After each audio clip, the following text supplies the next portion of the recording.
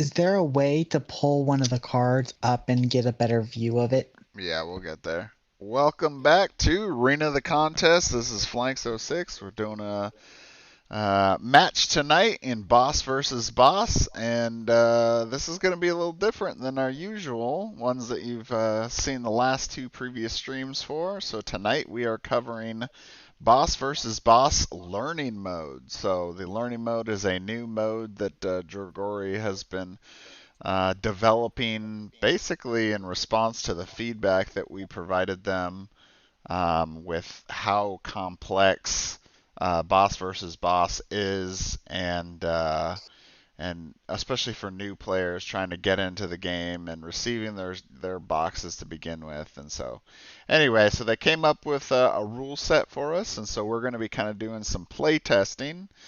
We got Code here with us tonight. We'll have another member that will be joining up eventually here once he gets his computer set.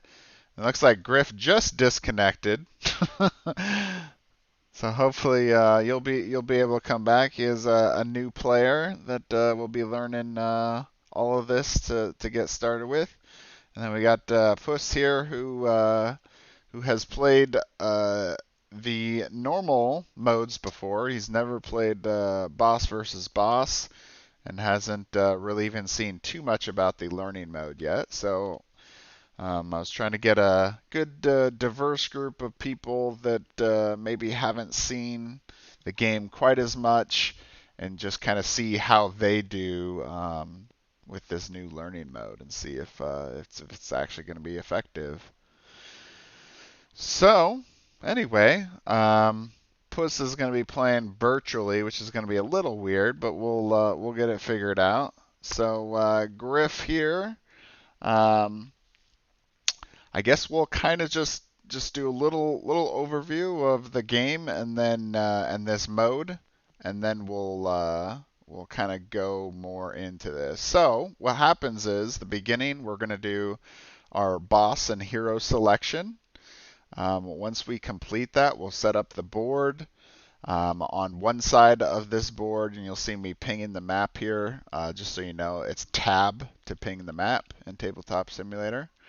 One team will be on one side, one team will be on the other. Your heroes will be heroes and minions will be along the sides, and then your boss will kind of sit on that side. And then we'll kind of go in to through these portals, and you can only go through your own portal. And the idea, obviously, is to try and kill the enemy boss. So there's a few different ways you can do that through the minions that will be attacking the boss, or heroes attacking the boss, or your own boss attacking the boss with something called the Ultimate Blast, which is generated as you play the game, and we'll get more into that later. So let's just start with the normal selection like we do. So we're going to play, just for clarification, learning mode, which means there will be no prisoners, there will be no chests, there's no silver linings, and there's no talismans. So this is all optional content. You can add these in when you're playing boss versus boss, but for the purposes of learning, we're going to make this as simple as possible, taking out all those components, and we're going to play with the simplified versions of the normal hero rules. So no advanced rules, and by that I mean no reaction attacks, no mobbing, no focus, that kind of stuff. So it'll be pretty simple. Hopefully, shouldn't take us too long to get through this, and then we'll get going here. So, just to kind of start us off, and because we got to do a little tabletop simulator learning too. So the most important thing here, Griff, is when you're throwing dice, you can either manually just kind of move it like this, and you have to like move and then let go of the dice at the same time to roll it, or you can hover over the dice and press R and then that will like roll it. You can't grab, you have to like hover over the dice, and then you can like, kind of like do this, um, I don't know, like throwing, just juggling it in the air type thing. So You mean that's, using the physics? what was that, Puss? You mean using the physics to throw dice, right? Yeah, yeah, exactly. So anyway, we'll say that me and Griff will be on a team, and then Puss and Code, or our person who is supposed to be here but's had his own computer issues, Sunny, will be joining us. Will be the other team. So I'm gonna just change these so it's a little simpler to see color wise. Okay, so we'll be the red team, so we'll roll to see who goes first. We got a 14, and you guys got Well, a 12, so we'll be first. So the first thing that we'll be doing is choosing our boss. Now, for people that haven't been paying attention as much to the channel, boss versus boss mode is actually now complete in the Tabletop Simulator mod. So you will be able to come in here and see all the bosses and all the talisman cards, and be able to play with whatever ones you want to play with. So the only ones we can't play with is Vardrock. He's the only one that we can't play with due to the learning mode. So keep that in mind when we're playing here. I'm kind of curious to see how this Balroth's going to do. So Oh, yay, that was the one I wanted to. we'll pick Balroth as our boss. And then Yes. um, and then Code and Sunny's team. Code and, oh man, I'm getting everyone all confused here. Puss, I guess you'll be on that team. Which boss would you like? Which one do you like, Code? well, every time I've played this mode, I've only played the blue dragon, so I do like the white dragon for a quick review, but I don't know the other bosses other than the red and blue dragon. So, Uh, the blue one, you mean the storm Tyra. dragon? Yeah, Tyra. Yeah, Tyra and Azim are the only two that I I don't know what really is know. her skills in this mode, so it's a bit weird for me. But Uh, it's What's your okay. favorite dragon? It's testing. Yeah, it's testing. So yeah, it's just for testing, so don't worry about yeah, it too much. Let's take the white dragon. Okay, you you guys will you, pick you, that. you take what? So the person that helps update the mod has already given like all the correct figures for it too. So you can get those, like the ice golems, for example, come in the legendary box. And then cultists are ones that are going to be in the Tenaris Adventures box. So you could probably just use something else, like one of the standard miniatures or a different one. If you want to, before all the Tenaris Adventure stuff comes. Okay, so then the next thing will be to choose 3 heroes, and then we'll go from there. So Code and Puss, you guys will get to pick the first hero, and then we'll alternate. So thing to keep in mind is you can't pick the same. You can only pick one hero of each class. So you can't pick like 2 purple characters, for example. Makes sense. Are we Do you want following to the play by 10 rule? What was that? Are we following the 10 rule with the 10 points? Yes, yes, that's correct. So learning mode still does use this power level thing, which I'm glad you mentioned. So this is something that's specific to boss versus boss. It's not in deathmatch. It's not in the campaign. This is only in boss versus boss.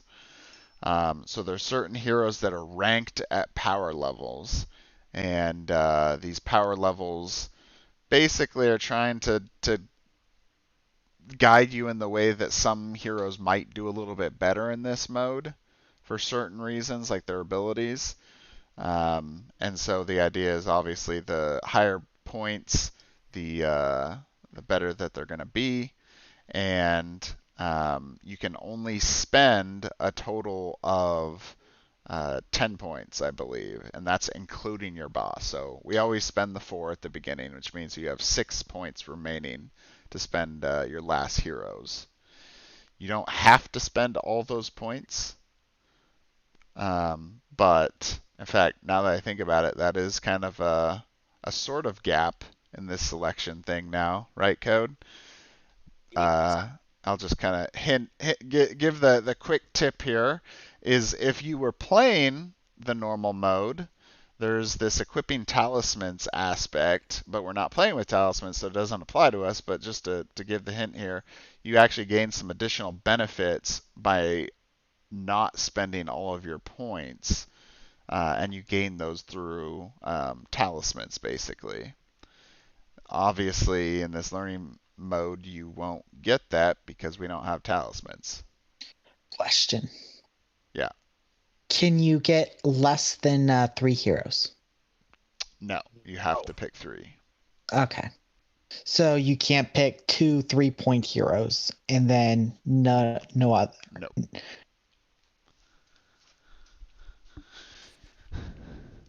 Good question though. Yeah, that's a good question. So, Code, you guys think about what hero you want. Puss has his own copy at home, so he's, I think, playing physically, sort of, while we're doing Yeah, I'm this. playing physically too right now. So what hero do you guys want to select to start with? I'll let you pick the first one.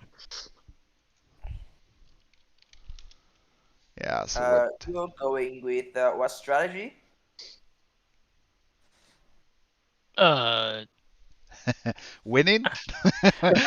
Strategy. Who needs that? I mean, I was I going for I was going for Neri and the Venerus, the demon, just for arranging the position. mm, So I recently did a whole team composition video, so if you guys get a Yeah, yeah, chance, yeah. check it out. It's pretty good. see. Well, but let Code decide. Oh, Oh, we put don't all the want him to pressure pick on. all of it. It's no Yeah, pressure, You bro. you Do pick the it, do first it. one, Puss, and then he'll pick the second. he said Me? Veneris. You want Veneris? Veneris? All right. You sure? That's what you Did said. Venerus or what? Archangel? I just suggesting my strategy. Veneris is a PvP good one. only. Veneris is very good. He's Yeah. power 3. All right. Who do you want, Griff? I mean, I always like the angels. Asaron, I think is his name. Okay. Yep. Everyone loves Askren, the Archangel. Okay. So just to keep everyone in the loop here, Veneris was worth 3 points for Code's team, and then for us, Askren is only worth 1 point. What? That's what it is. Really? Yep. Sorry. So yep. You picking Neri as your second one? All right. So Neri is worth. How many points is she worth? 2. Oh, I thought I had done something. All right. So we'll pick a second one here. Let's go with we'll go with one of the ones that I thought would be. Well, let me see. What power level is he? Yeah, sure. Let's go with him. We're gonna go with Qatar,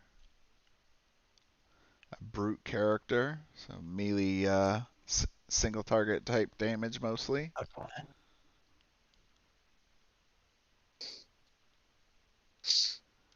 Which will leave us a 2-power character left to get. No, 1 power. So just a reminder, your boss counts as 4. Yeah, so we've used a total of 8 points. So we have 2 points left. We have 1 point left, so we have a very limited selection left. Because we already picked a shooter and a bruiser. Bruiser. So all we have left, because half these characters are not out yet, is thanks, Gregory. Yeah, right? Talia, Katarina, and Zafara. I'm just gonna go with this. Surprise. You I faked you out. oh, you picked one. Zafara. All right. All right, who do you want for the last pick? We can pick from either the 2 or the 1 column. I mean, I always think a healer is always good, so Ustar or Taram. Okay. Let's go with Taram.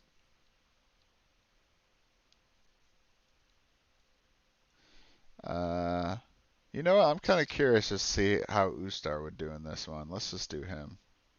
He doesn't get as much play either. Okay. So, now the next thing that would happen is, moving here on the pages, we're not doing equipping. Now we're going to kind of set up a little bit. So your boss can never leave their lair. So let's just put our boss somewhere in here. And then he's got his attack cards. Turn those over so we can see those a little easier. Missing a card. There it is. Okay.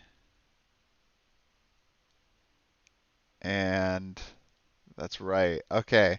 So our boss has 4 specials. What? So it's actually something that's unique to this boss, and if you've played the normal campaign, you kind of know that it's the same kind of thing. He has just special attacks. So our boss has 4 specials.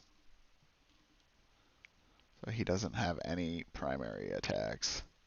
So yeah, Zafara might be a good pick.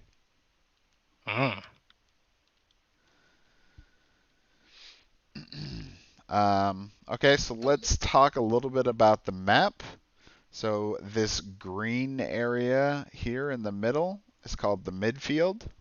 When you're in the midfield, you'll be battling it out, and any heroes that are in that area will be exposed. So exposed is a condition.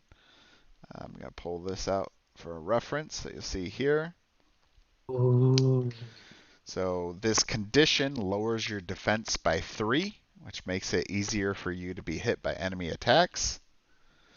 There's an advantage, though, to being in the midfield, and that is during the upkeep phase, which we'll kind of get into, but basically the overview is the heroes will go, then there's the upkeep phase, and then there's the boss, and then the minions go. And so during that upkeep phase, you gain 1 blast charge for each hero that is in the midfield. And you want blast charges. You'll see them just to the left of your boss pad. Once it hits that, after the 3 onto the 4, you'll be able to do a blast attack, which basically means you take a whole life token off of the enemy boss when that happens. So we're going to put ours here since he has 280. He's got 370 tokens, and then he's got his actual token here. And then Code, can you place those ones? Yeah, there you go. Here's your boss guy. So once you get 4 blast tokens, then you'll do the damage, which is written on this reference card. So basically, it just hits the enemy boss. I'm sorry, before it hits the enemy boss, the enemy team does a roll. If they hit a 16 or more, the blast misses, which basically just means you take a residual amount of damage, which isn't the full amount, and you still get a blast charge. So it's not like a huge loss, even if the enemy team does successfully cause your attack to miss. Okay, so Who gets the blast charge? what was that? Who gets the blast charge? Does the team who just used the ultimate blast get the blast charge, or the one who blocked it? The one that that unsuccessfully made the ultimate blast. Okay. So if you miss, then you'll get that. So that's why it's not a huge loss, because at least it's getting you closer to building up another ultimate blast already.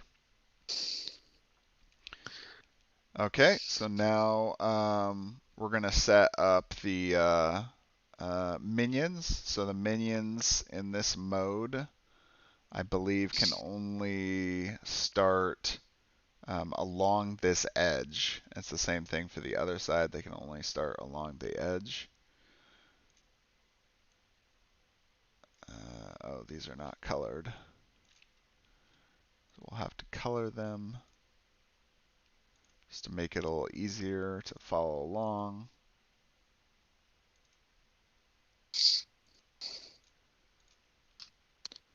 And for us, so if you look on your boss pad, there's quite a bit of information, but if you look for us on this right hand side of it, it says minions.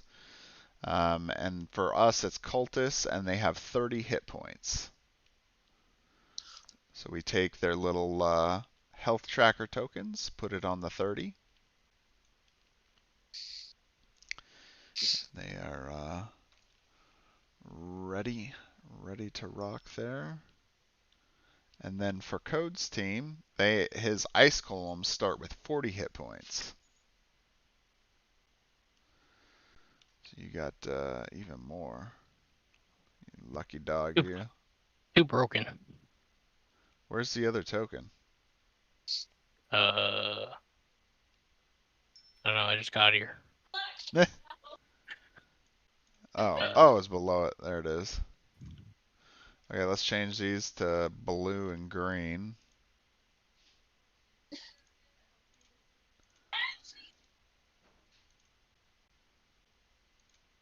Okay, there you go. Don't forget to change the 1 token to blue also. It's technically It's blue, already even here. though Yep. it looks grayish blue. But Yeah, it's not a strong blue. Yeah. Well, as long as we know which one it is. Yeah.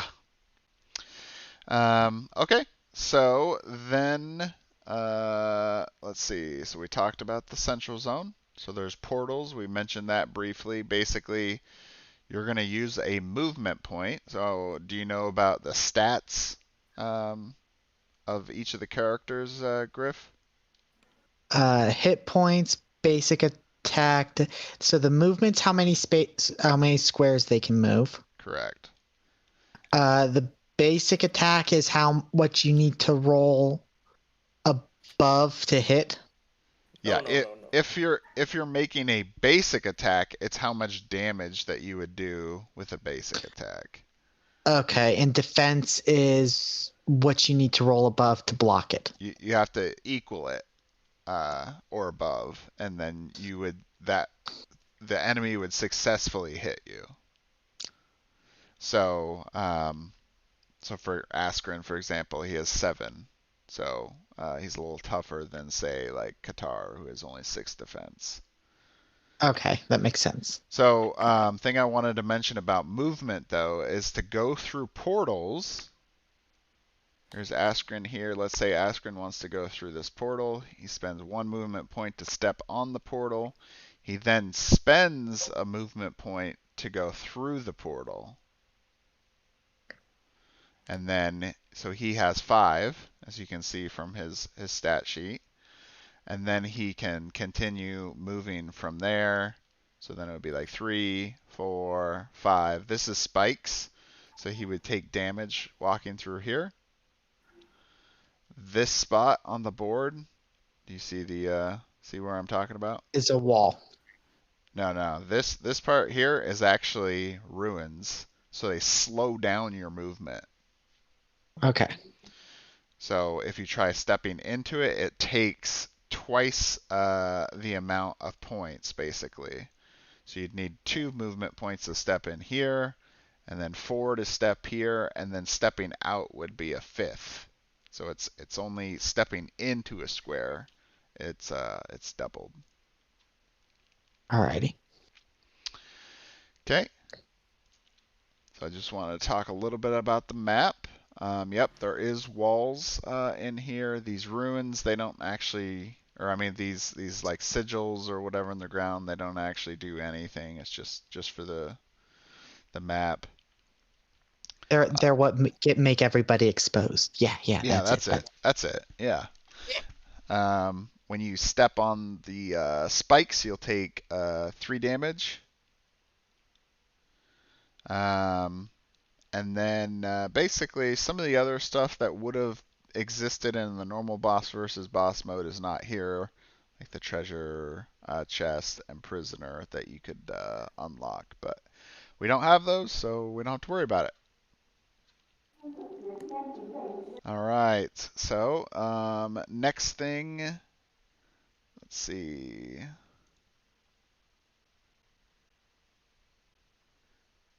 think we'll talk about, we'll just kind of play as we're going. So we'll just do what we normally do, which is, since we were the first one to roll, then we'll be the first one to place our miniatures. So similar to the bad guys, or I'm sorry, the minions. You can only place them along this side, I believe. Is that correct, Code?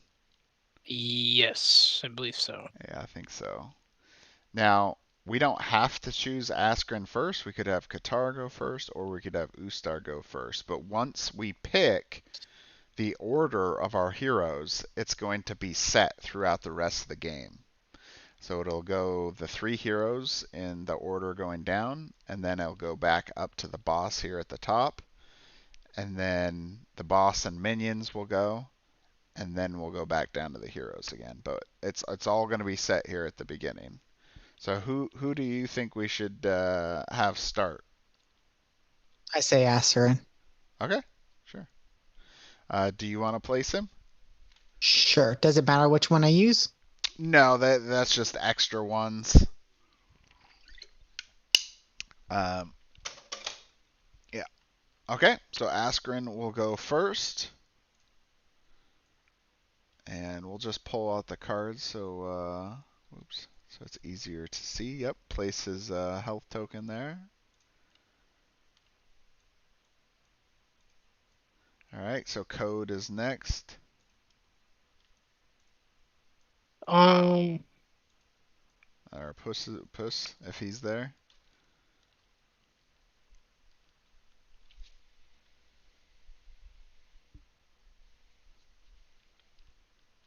I think we're gonna start with Veneris. Okay. 2 bruisers getting started here. Awesome.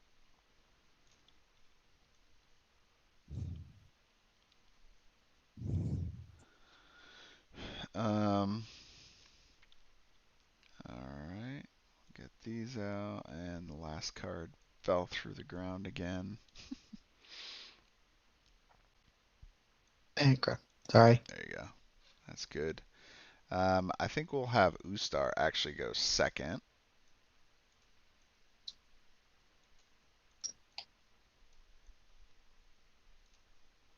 Him go second, and he'll stand here. Not on top of Askren, right next to him.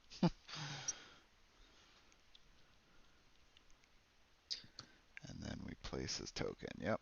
And so he's on 60. Neri going second here.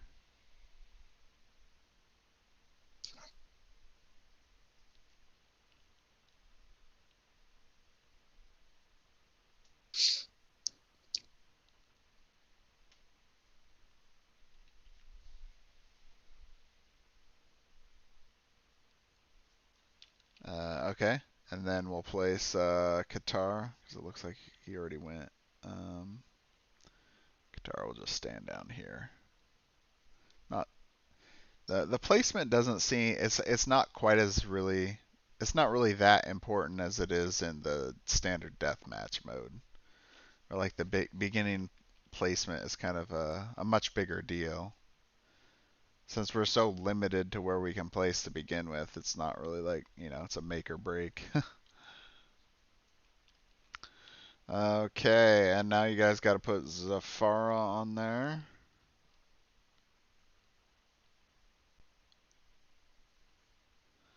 All right, so now we'll get started, and we'll just kind of start playing and describing as we're going. So Askren will go first. Like I said, he's got the 5 movement, so 1, 2, 3, 4, 5.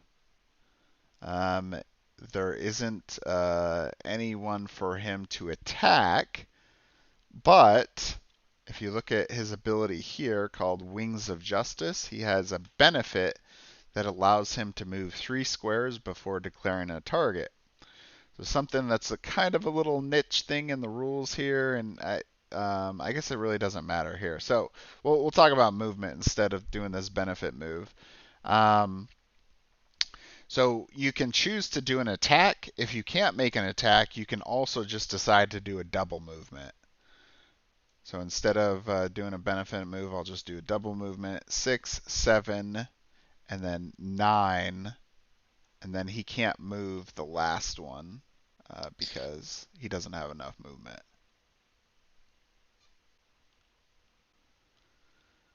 So that'll be it for Askren's turn. We're going to use these special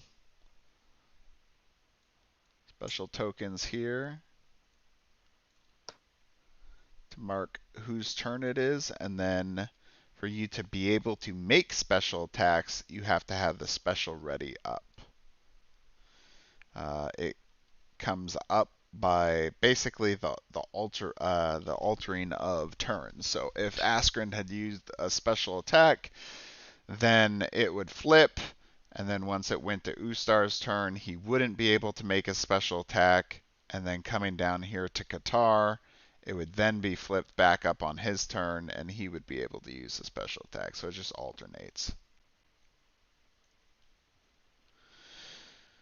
Okay, so Veneris, what's he doing? You there, Puss?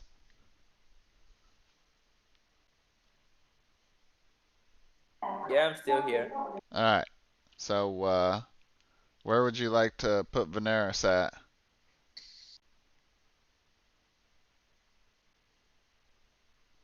Well, can I put it in the middle? To the midfield? Yeah. So 1, 2, 3, 4. Um, well, yeah, right there. Okay.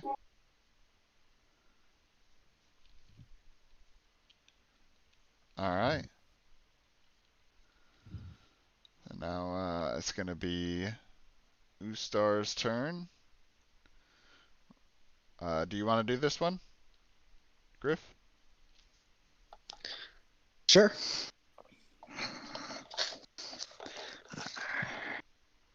So he's got a movement of 5 also. Yep. So 1, 2,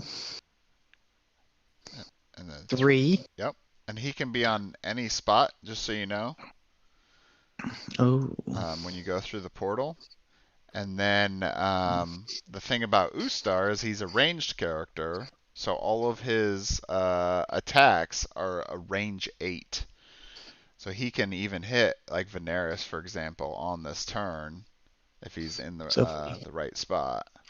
so if we spawn there before 5, Yep. And then you can count out the squares. And 1, 2, 3, 4, 5, 6. I think I can hit him from here. yeah, that just a tip. The easiest way to count range is always just going in like a up, X and Y type way. So you can count to the right, 2, 3, 4, 5, 6, and then 1, 2, 3, 4, and then you'll know, right, that you're definitely within range. All right. And he's got. So you can do any of those abilities. Um, the bottom two are special attacks, which you have to use the special token for, and the top two are his primaries.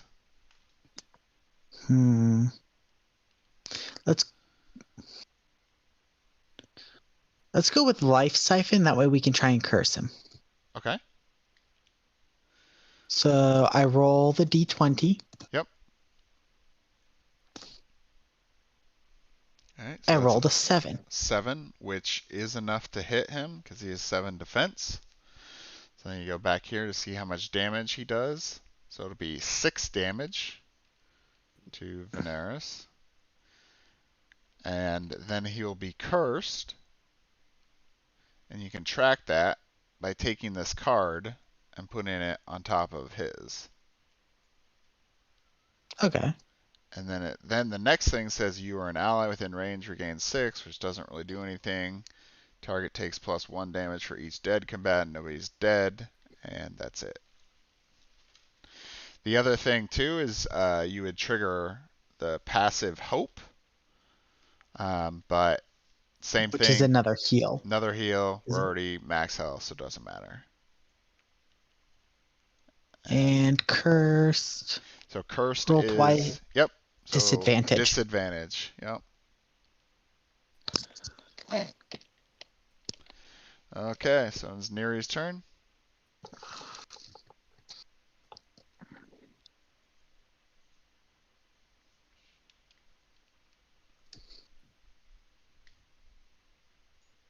You want to do that one, Code? Yeah, I removed her. Okay. Okay, so all the healers have the same passive. Yep. Everyone within the same class shares the same stats and passives. Okay. So the only difference is their abilities. Yep. So I'm going to do Explosive Arrow on Askren. Okay. Roll it. That's a 6. Oh, wait. Do you get a bonus on that one? You +2. do. So it's an 8. Yeah. So his benefit, which he got to apply, is adding to his roll. So that 6 turns into an 8, which is enough to hit Askren. So it deals 12 damage. Yep. And I can move him 1 square. 10, 12. And then he gets to move me 1 square. Which I did. And he doesn't get a trigger as passive because we're too close for him to be able to use it.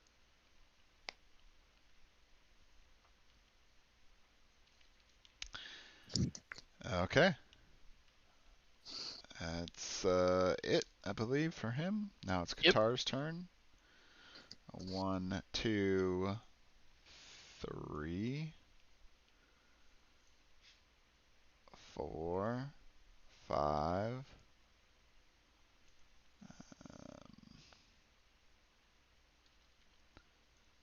6. What else do you have? Yeah, I'll just stay. No, actually, I'm gonna use another movement to move over here, and that will be the end of Qatar's turn. This is Safar's turn.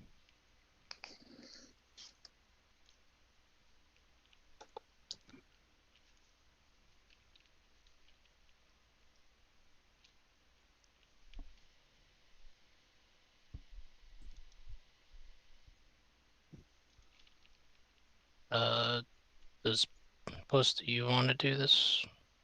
Or tell me where you want him, she to, or her to go.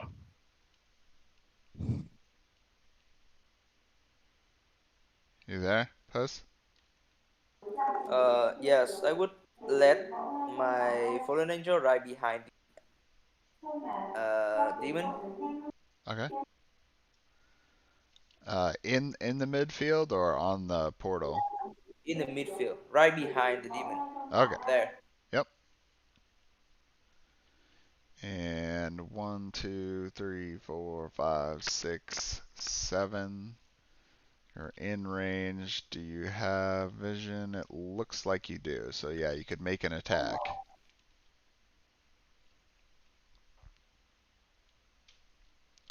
So just to kind of help teach what we're doing, so you count the range, and then for vision, how you determine it is you look at the corner of the square that your character is in, and then you go to the corner of the enemy.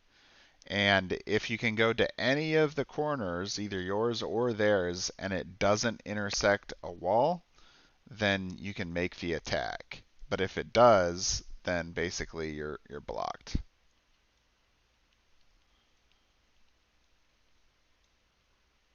So that's how we did that there. So what ability would you like to use, Puss? I wanna use dark light. Okay. So dark light. Code, you roll it. Do it, code. 11. That's a hit. That's it. It's gonna be I 11, think it's 11 damage. And then the target takes +3 damage if it has no special attacks, which isn't the case, but the target can't make special attacks and ignores all helpful conditions on it. yes. Okay. All right. And about the despair, Though I mean the despair, you're casting. technically too far away to trigger. 1, 2, Yeah, I 3, thought I 4, had to 5. see. I thought I had to trigger from the target I shot. You do. You have the trigger, but the effect is another enemy within 5 squares, and nobody's within 5 squares. Oh, of you. It's mean of me. Yeah, Yeah. yeah, my bad. Yep. Okay, so that is the end of the hero's turn. The next part is the upkeep phase, which is actually a little bit reduced than what it usually is. So the upkeep phase now is just 1 charge per hero ally in the central zone, which means both teams get 2 blast charges, which you'll just put to the left of your boss pad. Code, yep, yours is over there. And then we're going to move on to the next part, which is you know what? I think there is one other little thing that we did forget, and that's the boss feature. Oops. Although I guess it didn't change for us. I don't know about for you though.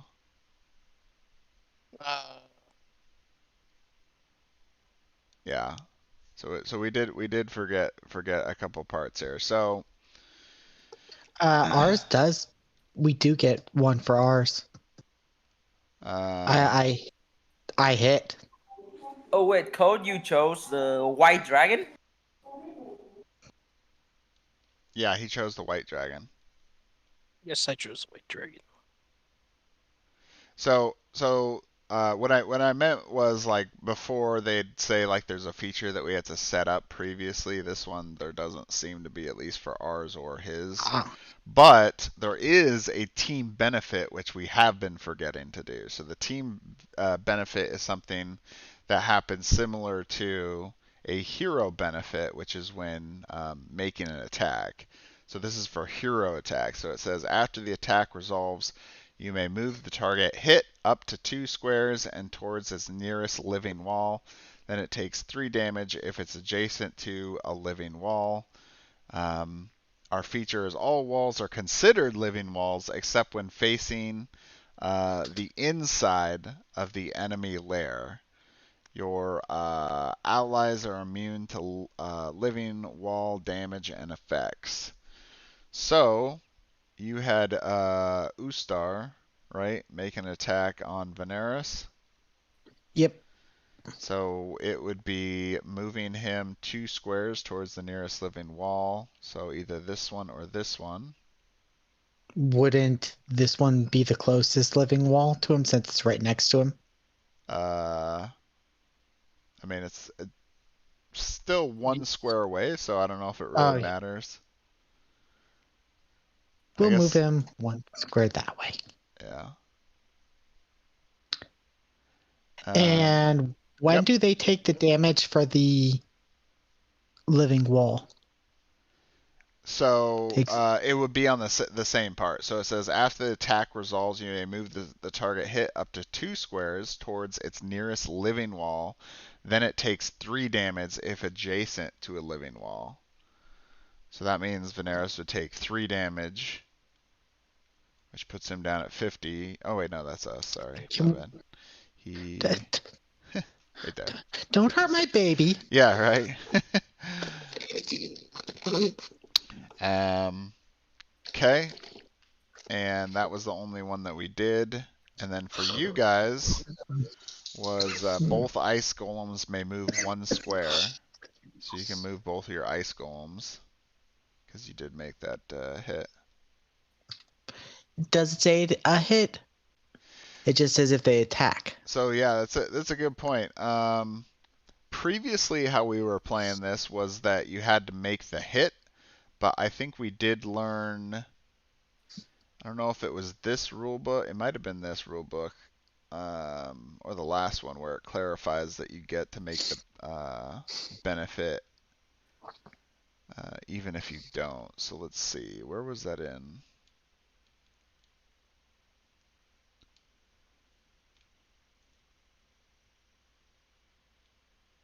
Blast charge. No.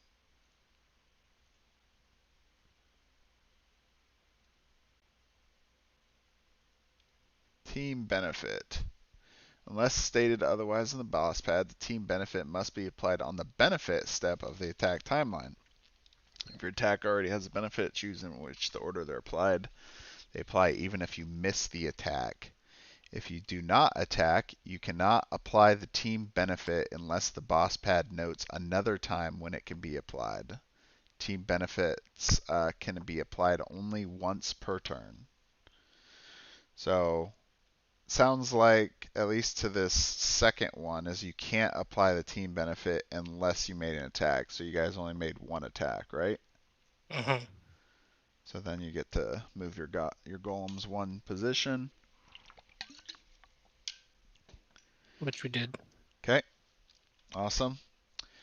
So because we did forget that, this would have slightly changed the order of things because Griff actually moved Veneris out of the upkeep spot. Why? Because our team benefit was when Ustar did his attack, he moved Veneris out of the midfield. Okay. And that was already after Veneris' turn. So then you wouldn't have gotten 2 blast charges, you would have only gotten 1.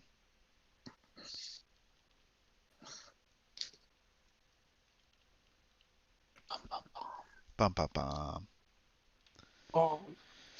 Okay, so now we've caught up on that. We've done the upkeep, and now we go on to the next phase, which is the boss phase. So the bosses themselves will do their lair action. So for us, it's for each special attack card each enemy has spent, you may move 1 square and it takes 2 damage. Move it 1 square and it takes 2 damage. Or if Balroth has spent all its special attacks, gain 2 blast charges. That doesn't seem to be any of those for us. So I guess we don't get to do a lair action. I thought Oh no, Dark Light's a basic attack. Yep. Or Oh, that's a it's a good. primary attack. Yeah. So then the boss action for us is a move and prime action. So refresh, which basically means that if there was anything applied to the boss, like a temporary effect or a permanent effect, it's removed, which is not the case. And then we do the perform a Balroth attack, ignoring your team token. So Balroth attack specifically says choose a square occupied by a living wall. Balroth makes a special attack or basic attack as if it were this square.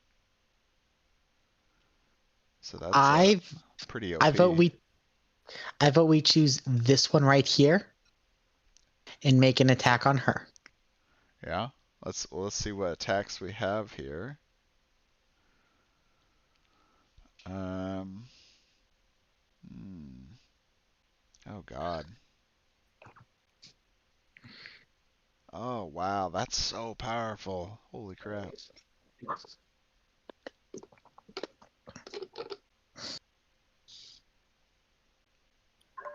Heroes can respawn, right? Yes.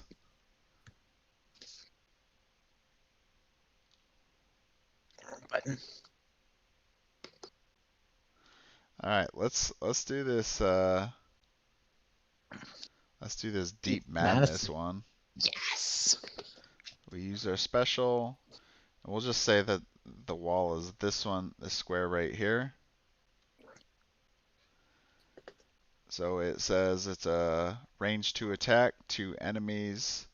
The first target will be Zafara. Come on, baby. Oh, 1! So, Yeah. except the bosses play with the Overlord perk, which means I'll do 3 damage less, but we get to roll again. Hopefully get better roll this time. 11. Yes. So, so that's going to be 17 damage. And she'll be getting this permanent effect, which is the first attack hit takes 8 damage after making an attack in its turn. This effect cannot be removed or transferred even if the target dies. It's it seems godly overpowered, doesn't it, Code? That It's a sounds little much. Yeah, but right? Okay, so she takes 17 damage. Then we're going to roll against Veneris next. Wait, the attack is Another a die. one. okay. We're banning you from rolling the dice. Woo! I am hiding the die from you. I will be rolling since you've rolled 2 Go 1s now. for it. Go for it. Does he roll? Yeah, Does it roll again? you get a roll one more time.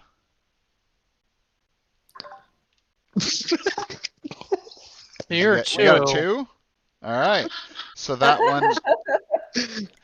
one is a miss. But since we didn't miss everyone, then basically it just means he doesn't take any damage, and that's it. So this special has been consumed. I thought it said the last missed enemy takes 20 residual damage. Yeah, But you have to if you miss miss everybody. yeah. You have to miss all. Yep. Okay, so now it's the other boss's team's turn. So the white dragon. I trust you, Code. Do the rolling. So first thing When will do be the lair action. when I do the can roll minions anything go? for you. They'll be after these bosses. Okay. So for their lair action, it says each ice golem may perform a move action. One enemy within 2 squares of an ice golem takes 5 damage.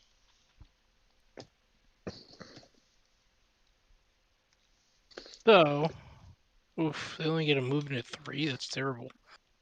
Yeah. But at least you're gonna get to do like multiple times, right? Like each turn. Sure, Mhm. what's the Because benefit? you got the team benefit, and then you got the lair action, and then you have the minion's turn. And that's not even assuming you have abilities that can then move your allies, like Veneris.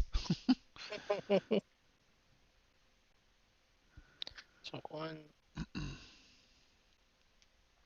2, 3. 1, 2, 3. So I don't think you have enough movement to get to this spot. Yeah, they don't. They only get to ignore ruins for the team attack. The team benefit for hero attacks. Yeah. So you can move one through ruins when you attack. Yeah.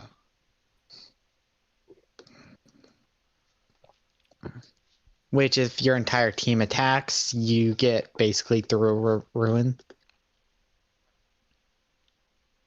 pretty much. So that's where we'll put those guys.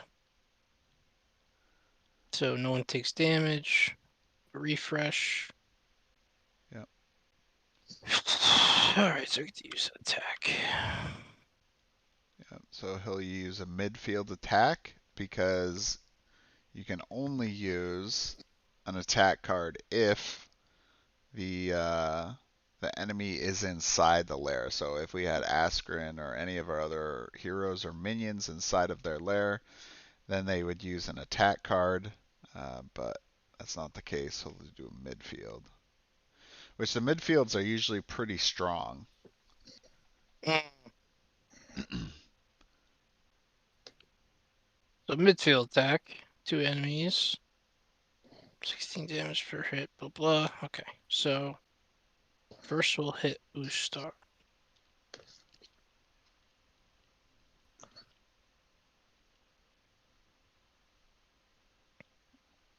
That's a miss. You get a roll Miss. again though.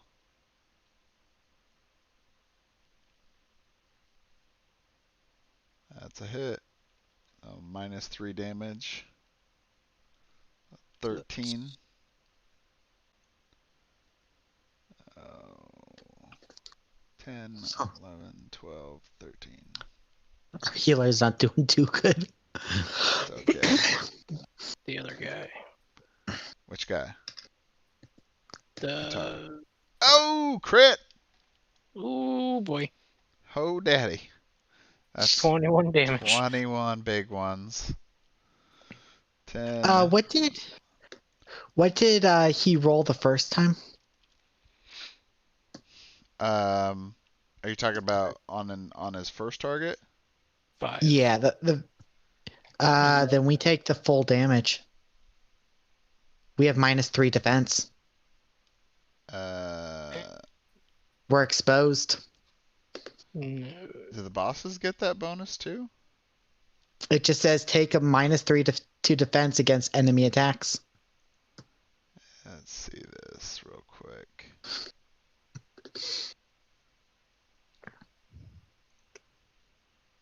Who's exposed? Where's the part about the midfield? Here, oh, here it is. Combatants in midfield that are exposed, you gain 1 blast charge. Alright. I mean, it doesn't seem like there's anything that says you can't, so, yep. So that had 3 more damage to Ustar. 1, 2, 3.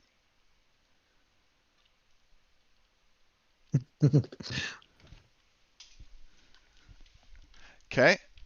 So then we get the effect. Now do your effect. Choose an ice Choose. golem. I turned off my mic for the time and I forgot it. Nice job. I thought expose is like reducing the armor only, not taking full damage. So it is, but what he was saying was the first roll that occurred against Ustar, Code rolled a 5. So if Ustar was exposed, then his defense was a 4, which means that he actually hit. And the way that we're playing is there's the Overlord rules, and the Overlord rules say that if you miss your first attack, that you get to roll again, but you take a damage penalty, which is -3 damage to your Yeah, attack. okay. So that's what happened. I was Okay. talking a lot, like for 5 minutes. So you get to choose an ice golem, attacks its nearest hero. If there's no valid targets in range, it performs a move action. So I had to move my skull up here 3. Okay. So that's it. So now we're on to the minions.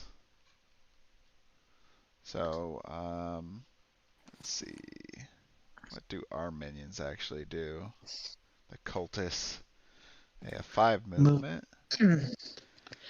He can attack 8 squares away. So yeah, that's with their basic attack. They can attack minions and heroes, but with a basic attack.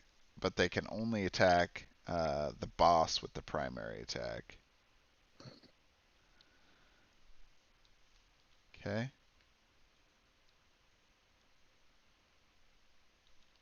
So we'll start with cultists here. 1, 2, 3. He'll make a basic attack against green minion here. 16. So that will be 12 damage. Then the target is moved 1 square, and it's adjacent to a living wall. Then it takes 3 more damage. How much damage did I take? 12? So 12 plus 3, so 15 total. 15. Okay. And then I gotta move you back 1 square. You did. Yeah. And now I'm gonna take the second cultist here. 1, 2, 3, Do it again. 4, and then I am going to do it again. 20. Woo! Oh, Technically, it's So a that's 21. just it's so it's the 12 damage plus 5, which is 17, plus the effect of 3 more. So that's a total of 20 damage to green. I should bring it down to 5 HP, I think. Yep. Yeah. We almost killed one What- already. When minions die, do they stay dead? No, they'll come back. Okay. When Only the heroes boss die, will do they stay dead? Do they Nope. stay dead? They'll come back. Cool. Yeah. Death isn't a huge penalty, except for the fact if a hero dies, then you get a blast charge when they respawn. Which is a slight difference in the learning mode, or at least one of the changes in this new mode, which they remove scrolls from. So, but don't worry about that. Just know that when an enemy respawns, you'll gain a blast charge. Okay, so now it is Post and Code's team's turn. Their minions get to minion. Code. Yes. My mic's on, right? Yes. Yes. I don't know. I can't hear you. Code, where you put our shooter so far away from our tank? He likes to live. I mean, why not just like as close as possible to the spike and try to shoot the Usher?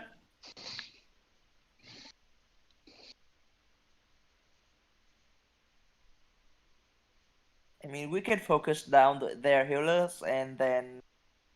Well, Next right to now we're the- moving the minions, so Yeah, our minions is like very slow, only 1 movement. Oh, 3. 3. but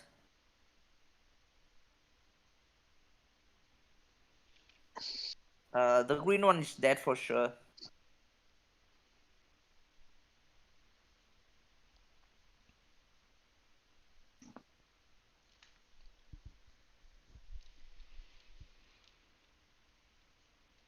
Where are you up to?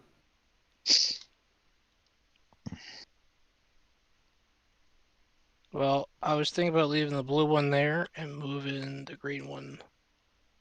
Uh, the green one is unable to save, I think, and the blue one, the Archangel, have 2 square attacks, so he still can reach our shooter down there. Maybe you should go and block him, maybe? Well, you gotta remember, he's only got 3 movements, so you can only move one, and that's it. No, but our golem has no penalty on the. So Wait. it's when you do the team benefit, Oh yeah, he gets to it's ignore mythical attack. runes, but Yeah, not yeah, yeah, just normally. yeah. Or at least the way it's written on the card, that's what it seems like. Yeah, it's only for the team benefit. You Yeah, can ignore the ruins. Which makes sense because if they could move one square, it would be pointless. They couldn't move through runes. Can we use the hero first? No. nope. You have to No. use the 2 minions now because we're in the minion phase. Yeah, we had a minion phase.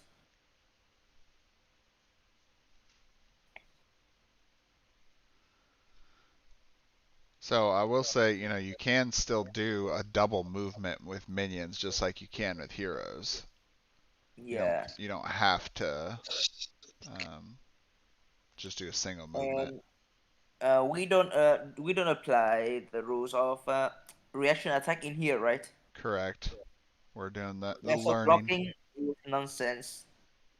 Yep.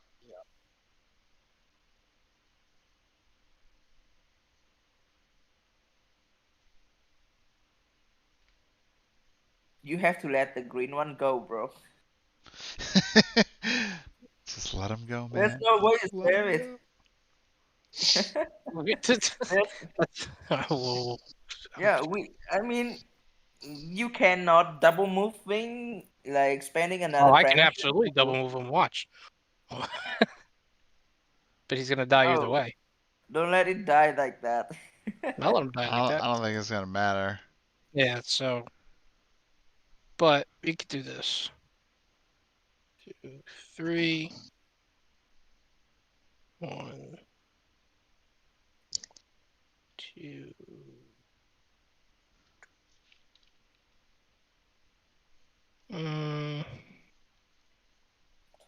Let's see, he was here. So 1, 2, 3.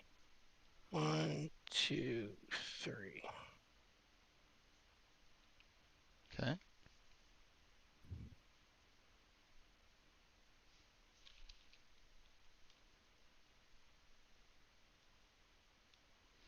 The other thing to remember too is your basic attack is ranged.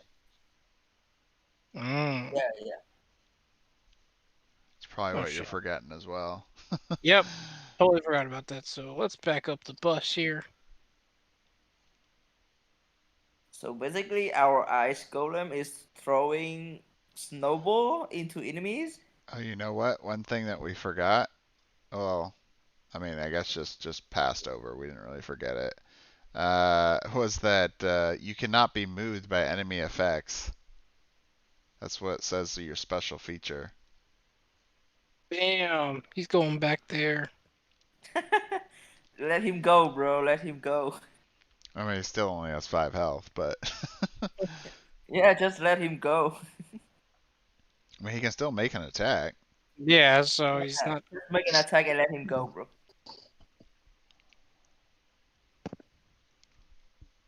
So he's gonna attack one of the red minion. Okay. Another 20.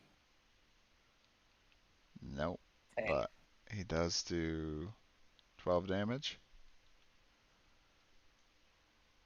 Yes. Okay. And he can move the target up to 1 square. All right. Now your And, blue guy. well, we're not doing reaction attacks. So, Yeah, so blocking is nonsense here. Just make an attack against that Archangel, maybe?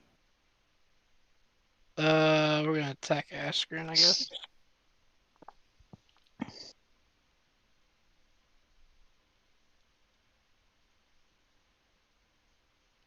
Whoa. 7. That's a Uh, hit. Uh, it's 8, actually. It was an 8?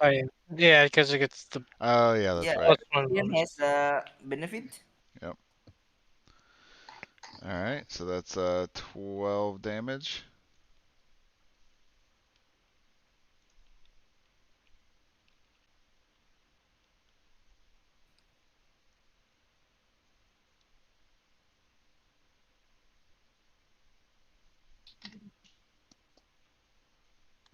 I thought you don't want to move him inside the runes.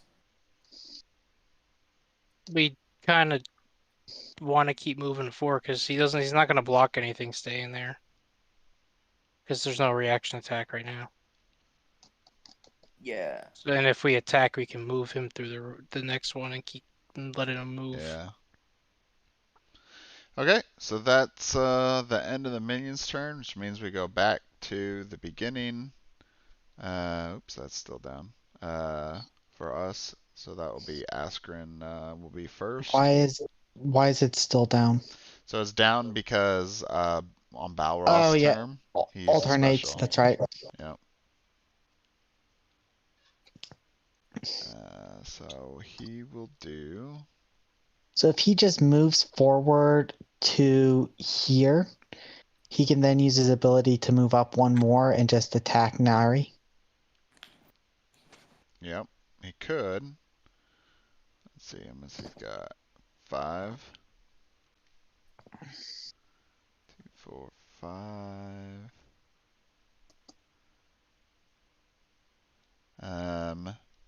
Yeah, so let's use Wings of Justice. So that gives us the benefit of being able to move up to 3 squares before declaring the attack. So 1, 2, 3. And then we get to attack Neri now. 20. Oh man. So that's 15 damage.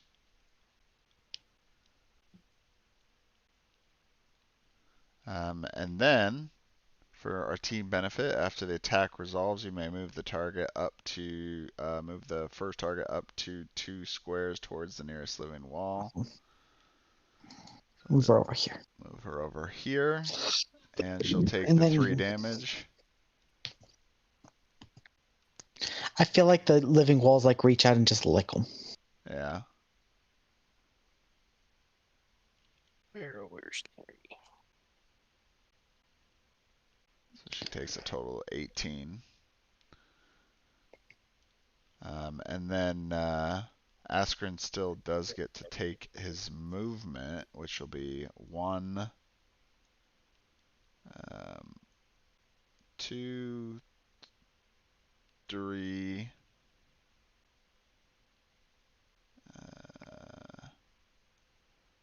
4, 5.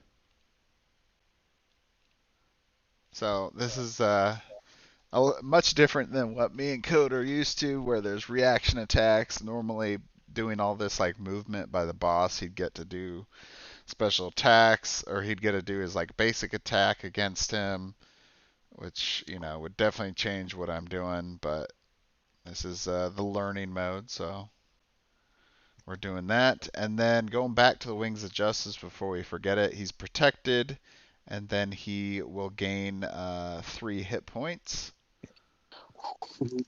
1, 2, 3.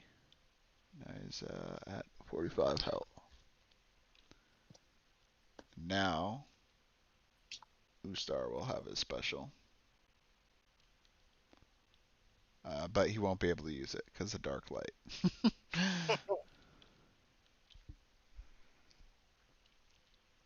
And Veneris is cursed. Alright, so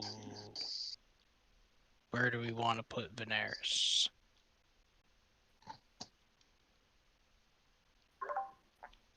Can we change the turn order?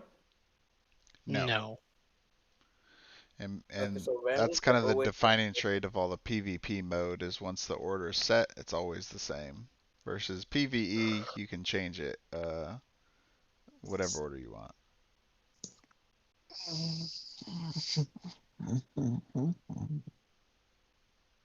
Is there any enemy below 20? Is there Not yet. anybody I mean, below 20? any heroes? Not yet. No. There's this guy. No, I want hero.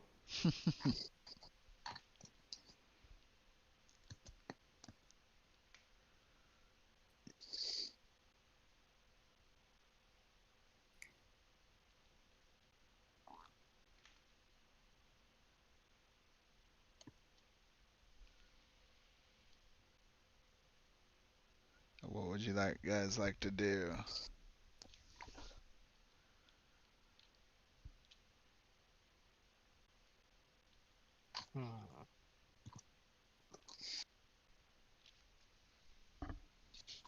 Where is...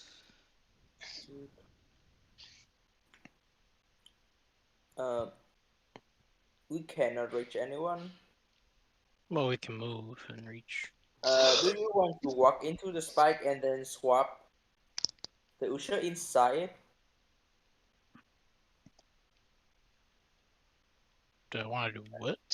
He's talking about Blades of Agony. I want to like walk into the spike and then use the Blades of Agony. Oh, okay. And then swap him back into the spike. But we also Are you going to take be able 4 to damage. get close enough for that, though? 1, 2, 3. Yes, that's the only option to attack. 5. Oh, yeah, I guess you could. Yep. Alright, let's do that. It's a fun, interesting play. Sure, why not? You sure? Because the orc behind can kill us very easily. The what? I The love how orc. he's the one that suggested the play, and then he's like, "Are you sure you want to do it?" Yeah, I mean, No, you. okay, I'm gonna do it. By the way, All Okay. right, do it. All do right, it. Veneris All right. is down. He Does take how much damage? He takes 3 damage for 2. each one movement. No, he only take a total of 3 damage because once you enter, you can only take it one time per turn. Yeah, you only take Okay. 1. That was 4. But... Is it 4? What? I thought it was 3. When you walk in the Where's spikes the or lava, Yeah. it's Is it? 4. Dude, I've been playing a bunch of other Oh, games recently. no. I don't even remember at this It's point. It's probably written 4. in here. It's 4. You miss again or you lost the dice? No, no, no. When you go into lava or spikes, you take 4 damage. Is it 4? Could have sworn. It's been that long. This I know, is right? embarrassing. This is embarrassing. What has become of us? What is math? Yeah. Would be in the original rulebook. Yeah. What are you looking for in the rulebooks? How much damage from lava? 4. Usually 4. Is it 4? 5 Here is it the is. last one. Yep, 4 damage. Okay, 4 damage. 3 damage is So like one more. There you go. easy mode maybe. No, I'm thinking of a different game. A different game when you step in like lava or a trap or whatever. Yeah, it's a So that Or- is a hit. Roll because again. of exposed. Nope, no. So heroes don't get that, just the bosses Yeah. do. No, he rolls again because he's cursed. Oh, correct. Yep. Yep. He is cursed. Oh, wow. 5 twice. It's meant to be. It is meant to be. Okay. 11 damage. He only takes residual damage. Wait, he takes 11. And then swap him inside. Yep. So another enemy within 5 squares of you takes 4 damage. Although from where you're at, nobody can get hit with it because Qatar is wall's behind a wall, Yeah. and since you don't have vision on Qatar, you don't get to apply that effect to him. So then you just get to do the swap. Then he takes another 4 damage. Correct. Oh, good play. Spicy, I like it. Nice roll, bro. Good strategy, man. I would never Technically a took that risk. miss. If you want to, I can roll physically. Right here, I have a dice here. Just say you roll 20s. Yeah. It was a 20. That's what it was. Why you Yeah. say that? It's my strategy. All right, Griff, you want to play Ustar on this one? Sure. So we're going to use this. I guess we're just going to use Death Ray. Sounds painful. Yeah. Oh wait, we get Life Siphon back, don't we? Yep. Yep. Every time you when you start your turn again, your card will come back. So you can use Life Siphon or Death Ray. We're using Life Siphon on Veneris again. Okay. Why? Why are you so hateful? So that hits. Yep. 6 damage. 6 damage to And Veneris. he's cursed. Just roll another And 5, Cole. we're going to 1, 2, 3, 4, 5. We're going to give him 6 life again. 6 life back. And then what? Oh, hold on. Then he moves 2. Wait. Whoa. This is our guy. Yeah, no, he moves because of our team ability. Oh, he's moving you're talking too. about the team benefit. Yep. I missed. Yeah, since he. I forgot our team ability too. Oops. Okay. So he takes another 3. Good. Just gonna move my golem 1. Yeah, go ahead. And then we're going to move. Hold on. Yeah. Did you take 4 damage at the start of your turn? Yes. At the start of the turn, no, we did not. No, it's only if he stays So there. whoa. You won't take damage moving out of it at the beginning. You'd have to move. No. At the start of your turn, if you are on a spike or lava, you have to take the damage If you instantly. end your turn, you'll take 4 And you damage. start your turn. No, if you end your turn. Is that a So new rule? like if we were to step into another lava or another spike, then you would take damage. Or if he decided not to move at all, then he would take 4 damage. Well, Okay. sort So of. moving out Like is okay, right? you can move out of it. Technically, if he moved this way, Yeah. you wouldn't take the 4 damage. You would, unless you stepped out and went back into it, you would take 4 damage. As long as you don't end the turn on lava or spikes. We're going to move him over here. Okay. And that's it. All right. It's Neru's turn.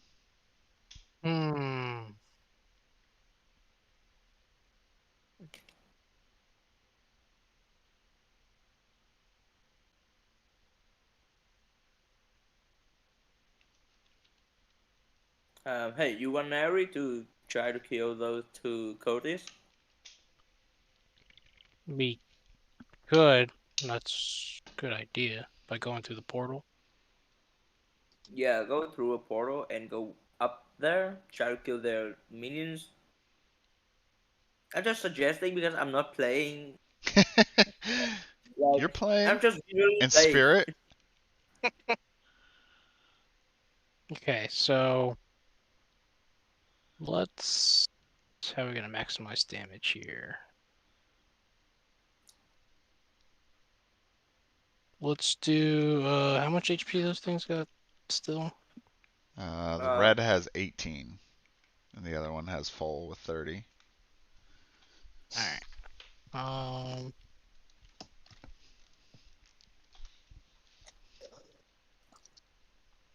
Let's try.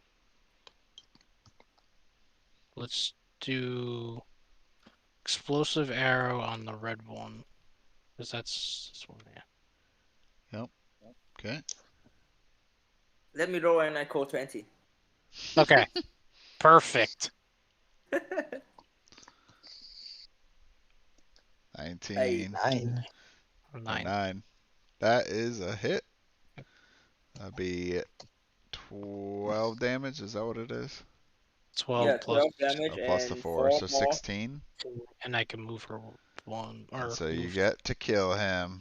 Spike. Yes. Bleh. Yeah. Oh Okay. wait, so And if a combatant dies, will like the enemy team Ustar If an gain bonus enemy damage? hero dies within 2 squares of an ice golem, you'd gain a blast charge. so I can move my ice golem. But you can move your ice golem, yeah. Yeah. Both of them. No, it's just one, isn't it? It says both. Both. Oh, I didn't move the green one last time. Oh well. Oh, wow, damn. I mean, considering how slow they are, like it's better that it's both of them. Yeah. Yeah. It makes a lot more sense. Yeah. Okay. Now it's Qatar's turn. Have him kill the demon. Let's see, how much health I'm does trying to Veneris kill him, have? please. He's got 23. Oh If we man. do barbaric rage, we could potentially kill him. Yeah. Yep. I feel like that's our best bet. Well, let's see. Yeah, he's too far away from spikes. Otherwise. All right, so we'll do. Well, it kind of makes me wonder what's going to happen with our boss. I guess he'll just do a basic attack. That's what he'll do. All right, so we'll do Barbaric Rage on Veneris here. Gives a bonus to our roll. Oh yeah, he got it. So that kills Veneris.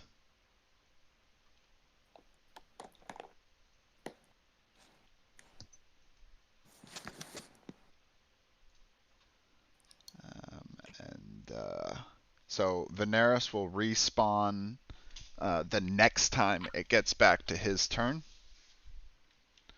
And then Qatar can still. We gain a charge counter, don't we? No, What during is the it? boss phase. When an enemy hero dies during boss phase, gain 1 charge. It's not bot phase. Yeah. Yep.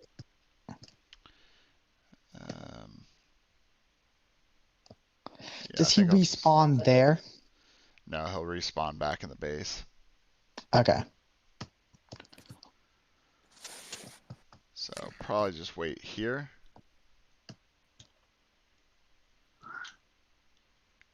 And yeah. I think that's it.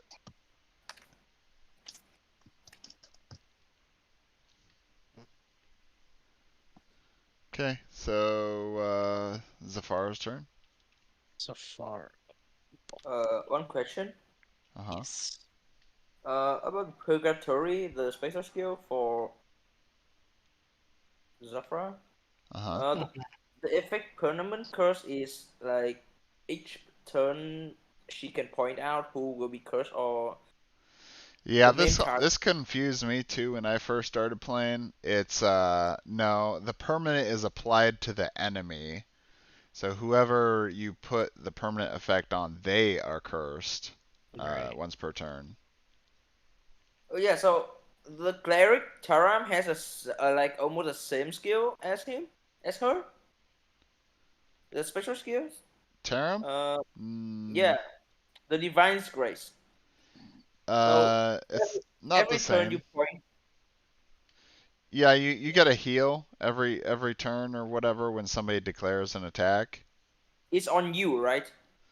Or you No, can choose it's which it's on an ally. ally. So I mean, whenever an ally declares an attack, they will gain 4 health. all of them or only one? No, just one person. Okay, so Taram has to point out in his turn, right? Yep, and it even says that too. It says choose an ally within range. It regains 4 hit points whenever it declares an attack on its turn. Yeah, makes sense. Yeah. Okay, so I think we should use the purgatory on. We cannot see anyone, right? No, we would have to move, but Yeah, you'd have to get closer. We can try. We can shoot 20 damage.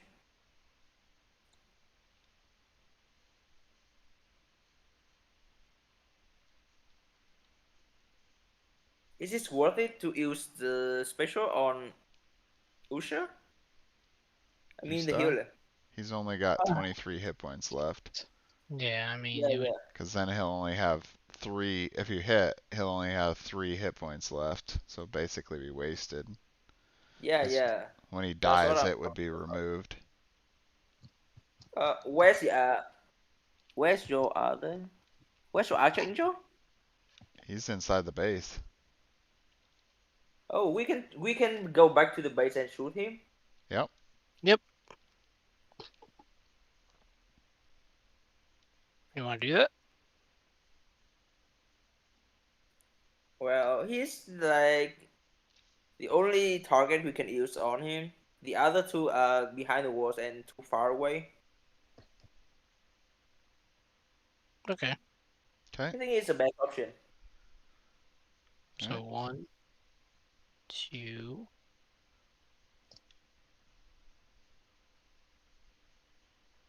Where in the base do you want to be? Well, just on there, and we can teleport back to the midfield later. Okay. So then we're gonna do purgatory. Yeah, just to apply the effects on him. Okay. You're also going to take 8 damage. Yep. And that's because of the deep madness effect here. Which stays there even after you die. Yeah, it's so strong. Alright, so that's That's a it. hit. That's Yay, 20 damage. 20 damage. Which puts him What down did they roll? 18. 18. 18, damn. And then we are cursed. Yep. Yeah, curse you. Stop killing my demon.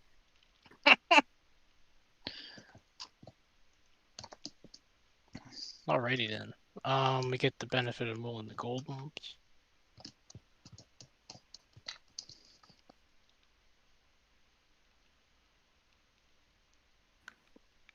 What was that? Team benefit Benefit from the golems. to move them one. Oh, yeah. Did you already move them? Yep. Oh, okay. Yeah, we only moved them once. Alright, so now we're back to the upkeep phase. So each team for each ally in the midfield, so we gain 2, which puts us at a blast. So we get to do a blast. So code, roll the defense. 20. Nope. Nope. Okay, so we take off one of your tokens, and unfortunately it doesn't actually do anything in this learner mode. Normally you'd apply that to the silver lining, but we don't have that in this one, so that'll be it. Now you have 210 health left, I believe. Yes. Do we reset to 0 blasts? Yep. And now it's back down to 0. And then you guys get 0 blast charges for upkeep phase. And now we go to boss.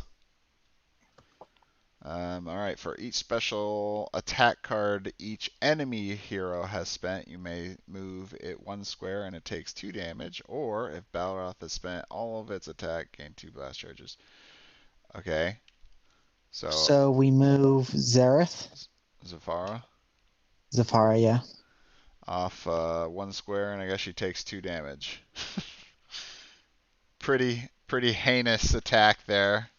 So she needs to lose 10 because she didn't lose the 8 from last when she attacked. Oh, nobody took her down to 8? Okay. Holy. 31. She Yeah, was no, at 43. 33. Yeah, I can't math today. Just smile and It's nod. okay. That's Okay. what we all do here. This is not the game of math, even though it really is. Yeah, right. All right, so then going back, refresh, and then perform Balroth attack, ignoring your team. Oh, ignore your team token. I did not notice that part before. Choose a square, occupy a living wall. Balroth makes a special or base attack as if it were this square. So we don't even need to worry about the team token then. Wow, that's so strong. Okay. So we get to do one of these. Yeah. Do we have anything that can do close to like 30 damage? Yeah, we have one here Oh. called Final Destruction. It's 30 damage. If we do Final Destruction on Zafara, Uh-huh. can we attack her in? Can we attack in the Like, her You area? can't. We can't attack her because She's in the lair. yeah. So never mind. Because if we Well, could kill her, specifically, it says that the living wall is everything except for the inside of the enemy lair. So yeah, it's the one yeah. place we can't attack. So if we do burn essence on their archer Valeri, Neri. Neri. Yeah, we could burn her because she's close to a wall. Yeah. what is a living wall? It's our special effect of our boss. So all walls are considered living walls, except when facing the inside of the enemy lair. Your allies are immune to living wall damage and effects, and then basically it allows us to move you guys and you take damage when you're adjacent to the wall. Which is pretty easy to do. We should have picked the Elder Dragon just for this Balrog. Unfortunately, Elder Dragon can't be played in this mode. Yeah, the demon sounds so, like, overpowered. Oh, I know, right? Movement enemy anywhere on the grid in 3. I feel like that's going to be our best bet. The burn essence. Yeah. Yeah. Because it'll also permanently weaken Neri. Yeah. Roll 1, please. Okay. Alright, so we'll do burn essence, move an enemy anywhere on the grid and within 3 squares of a living wall. I just rolled a nat 20. Did you really? Yes. Where'd you want to move her, by the way? Let's move her. We can move her anywhere. Move an enemy anywhere on the grid and within 3 squares of the living wall. Up to 2 squares. That's very So confusing. So can we move her all the way over there?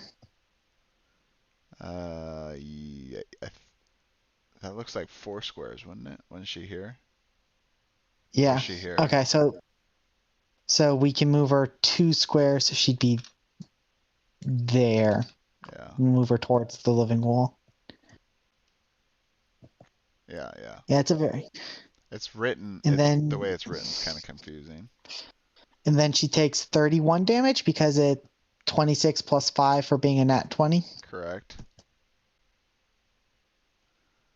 So 31. And that means So that will We take have her down 6. to 6. 6.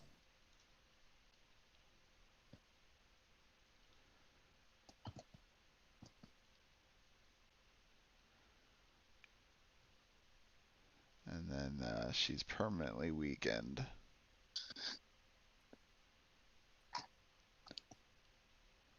Okay. Which means she gets 3. She deals 3 less damage. Yep. All right. It is the white dragon's turn. So each goal may perform move action.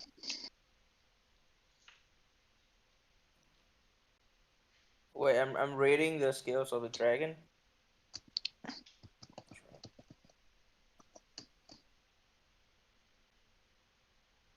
Are you reading the attack cards? Do you want to finish the Archangel or just shoot the other one?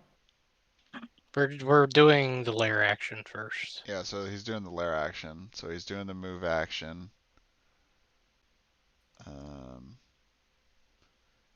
Okay, so did you move both of them or did you just move? I moved both of them. Okay. One So enemy within 2 squares of an ice golem takes 5 damage. So who's takes the damage?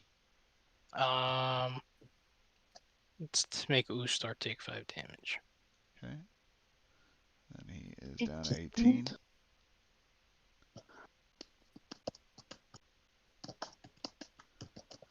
Alright, and then now refresh. And then if there's an enemy in your hero, use an attack card.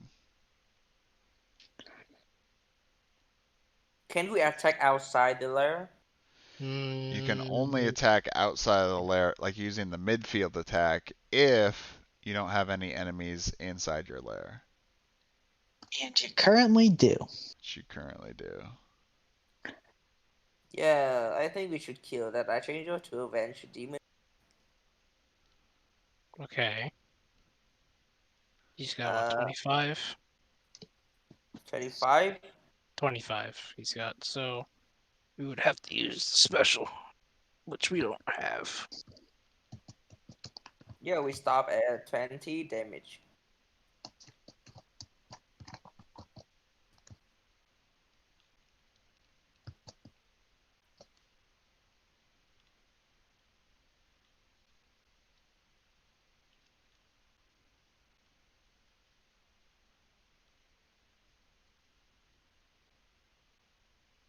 Read the frostbite, bro.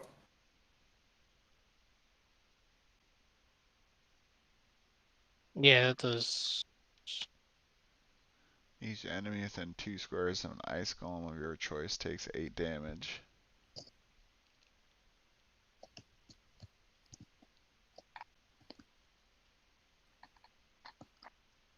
So we could do frostbite. It's kind Yeah, of do the frostbite on the angel and then choose the blue golem. It's I mean, that's the best way to like yeah. deal damage, maximize the damage. Alright. Let's do frostbite on Asker. 20. Oh my god. It's going to be a miss. So then roll again. Yes.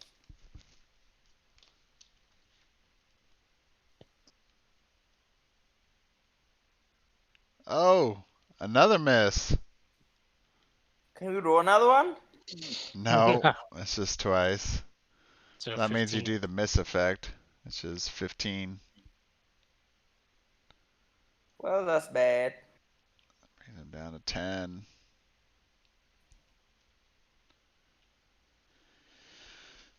Okay. Now we're on to the minions here. So one of our minions will spawn back in. I forget. Do they have to spawn along the wall, or I think Tyson said before it was So anything I think spawns around the around the altar, right? I believe so. Is it minions?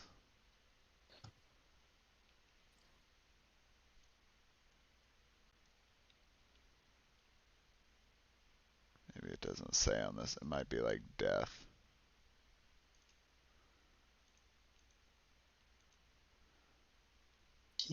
Death and respawn.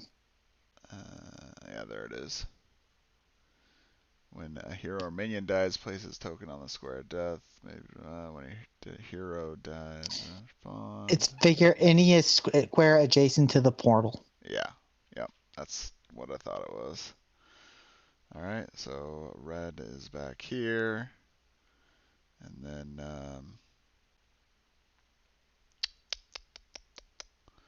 let's see. Red will go in here. 1, 2. I guess we don't have to worry about reaction attacks. So red will shoot at green. His basic attack. He hits and kills green. The end of his turn. And 1, 2, 3, 3, 5. and then we can shoot Nari. Yep. Do that. 7. 7. Yep. We That's a hit. so she's going to take 12 damage. Damage, and then she gets moved 1 square. Dead anyway. Oh yeah, you're right. That kills Neri.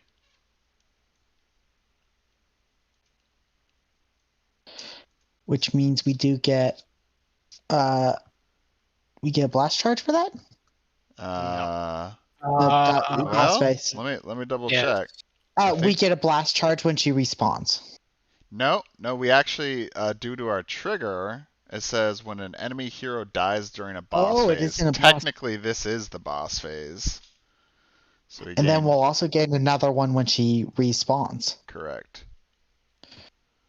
Nice. Okay, so that's end of our minions. Now it's your guys' minions' turn. Let's see.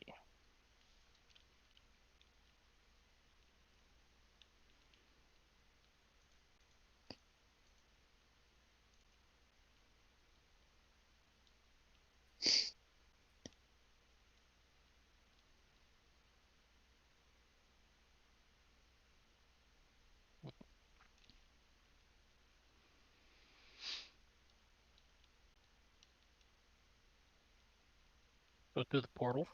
Okay. And do a primary attack on the boss. All right, go for it.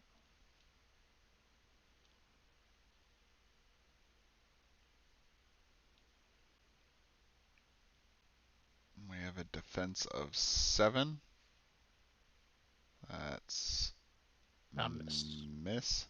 So 15 residual, which will put him at 55.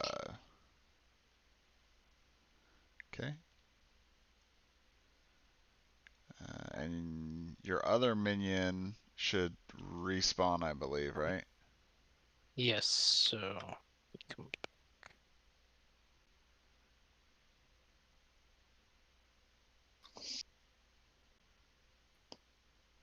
Put him there. And it comes back at 40. Yep.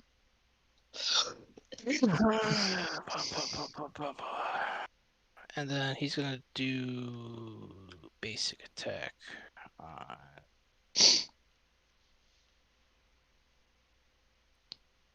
Askren. Okay. If you miss, he will not die. So Risk it for the biscuit. Risk it for the biscuit. 20. Oh, Yes. you got it.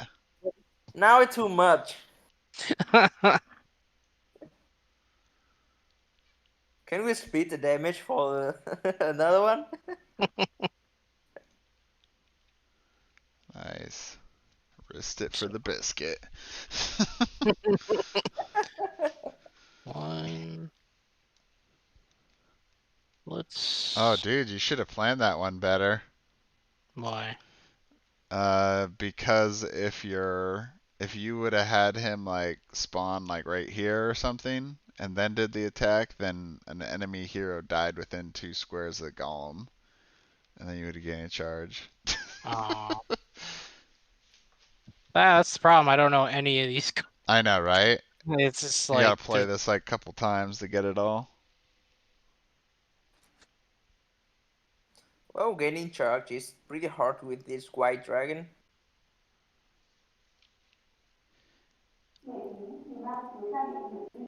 Well, it's just interesting trying to play this because we don't fully know even all these new abilities that that you get with like the dragons for like the silver linings and stuff. right. And like for instance, like one of the silver linings is enemy heroes in your lair are considered adjacent to an enemy golem. Like that's like really good.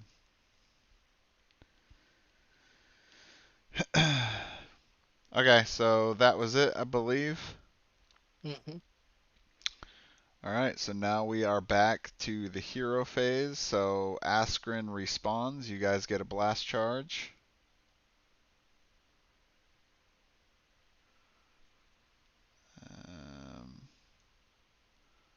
Askren gonna do here. I feel like he should spawn like right here and just smack this golem. Just smack him. Yep. Alright, well, I'll just do Exalted Strike on this enemy golem here. 15. That's a hit. That'd be 11 damage.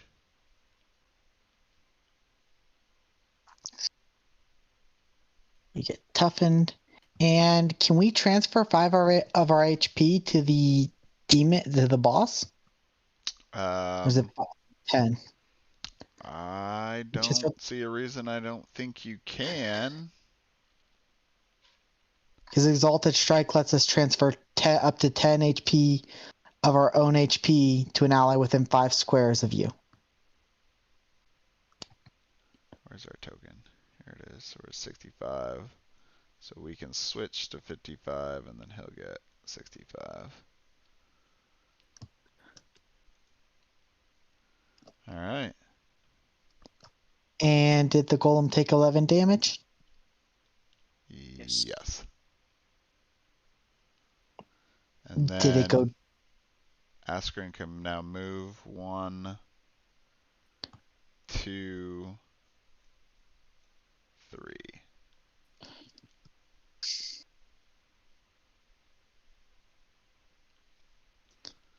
Okay.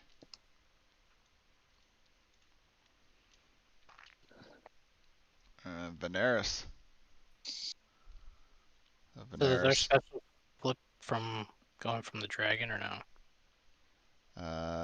Does the dragon use a special attack? Well, no. No. It didn't. Yeah, so it'll be up. Okay, I So didn't know if then it we counts. get a blast charge because Veneris is resurrecting. Wing.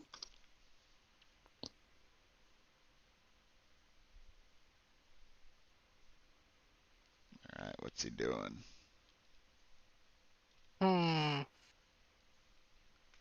What's he doing, Post?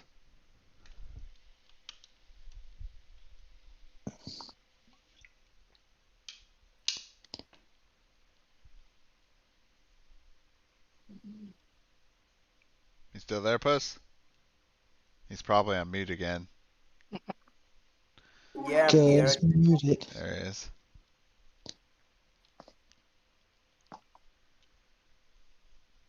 Hey, what's up? What are you doing?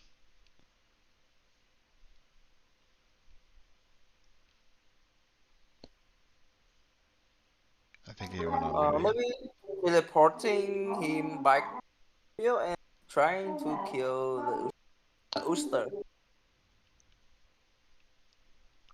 Okay. Just maybe. Because we need like a lot of money to reach all of them.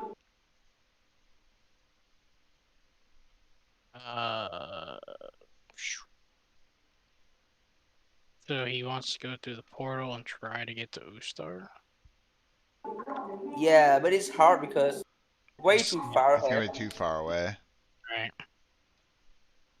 He doesn't have any ranged attacks.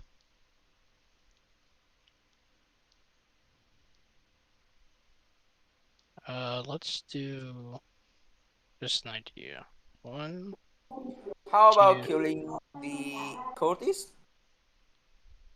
We could do that too. One. Yeah, can we reach the orange cultist? 1, 2, 3, 4, 5. Yeah, we can Yeah, reach. you We can. can reach.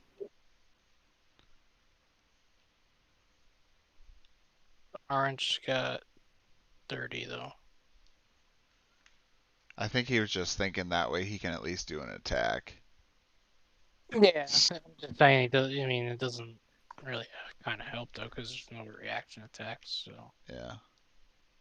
but if that makes It does let you move your golems, though. Yep. that is true. So let's go with that. 1, 2, 3, 4, 5, what is it, 6?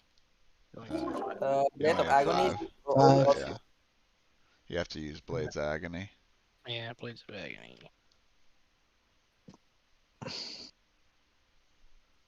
Whoa! A 9. That's a hit. This would be 11 damage. Do you want to swap? Yes. Swaparooskies. Okay. I think it was far. He was just enough to get the other 4 damage. Yeah, it's enough. So the red one takes 4. Alright. Where's red at?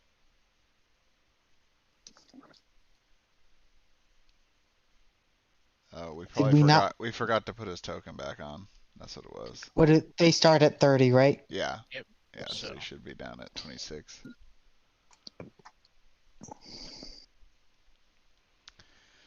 Okay. So now it's Ustar's turn.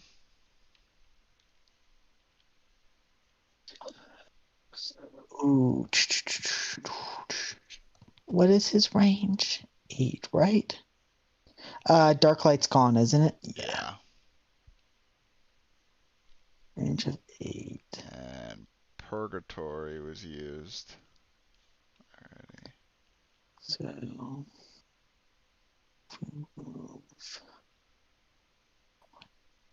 Three, 4, 5, 6, 7. So now that I think about it, Ustar is even more useless in this mode. Because nobody stays dead. I have to move my golems. So. Oh yeah, you gotta move Wait, your I thought you only had to die. People have to stay dead to gain damage. Well, just Ustar's abilities where he's allowed to like make dead combatants like primary attacks or other attacks and stuff. It's Yeah, obviously they don't that's stay good. dead very long. Yeah, he almost useless in every mode. Yeah.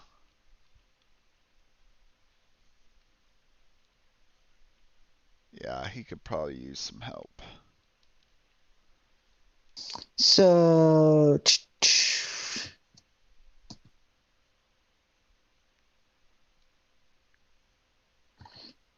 So here's the question: do we? Where is he? No, he's at. How is he at 40 HP? No, he's down here. He's Oh, okay. Ustar? No, he's over here. He's down at. Okay, he's down at 18. Yeah. So we're going to use Harvester of Souls. Okay.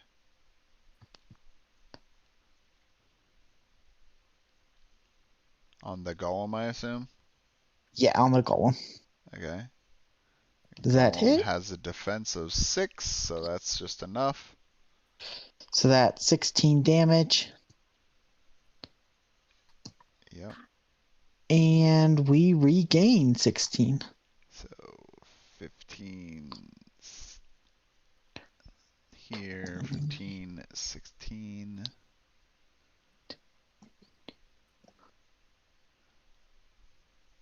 And then He goes you up to may spend 34. your prime action to make any of your dead allies' primary attacks, if that ever comes up.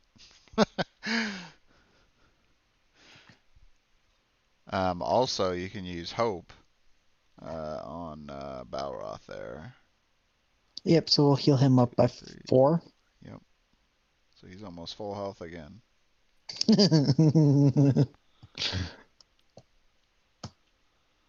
All right.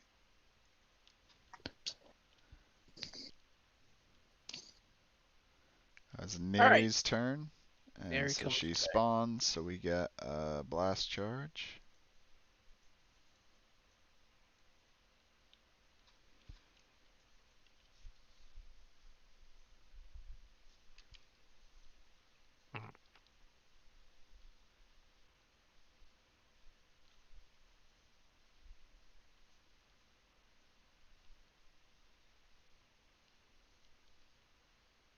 Neri.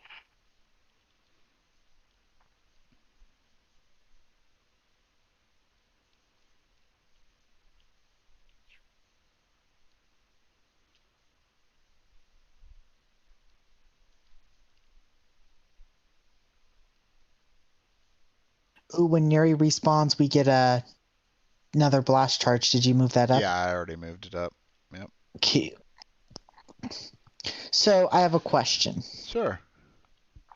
Since we're going to, assuming none of our people die, we'll get 2 blast charges in the next upkeep phase. Yep. Does that mean we'll go up to the ultimate blast and then up to 1? Yes. Or do those not carry over? It carries over. Yep. All right. So in theory, if you could get like 2 ultimate blasts in a single turn. Let's see. If you had all 3 of your guys in the middle and you're already at 3, And you have 2 minions, you could get 5 charges, and in theory, it only counts for, I think, heroes. It doesn't count for minions. Okay. Yeah.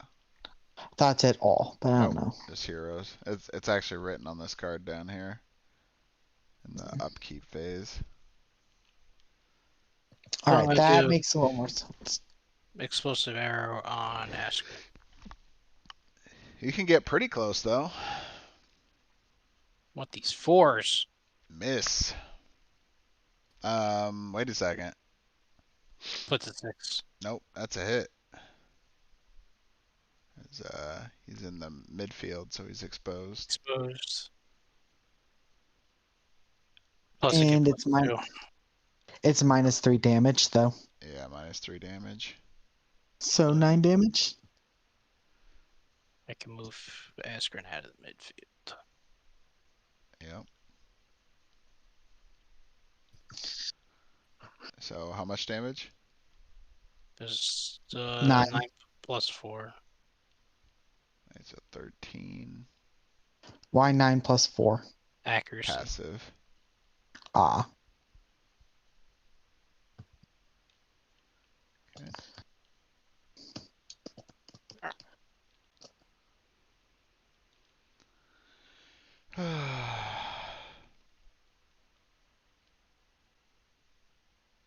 And I get to move my golems again. Yep. Doesn't really matter with that one.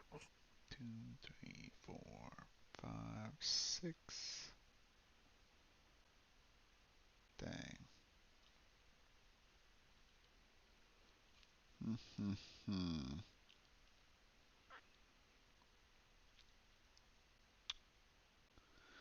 Unfortunately, Qatar is just out of range to be able to try to do an attack on somebody.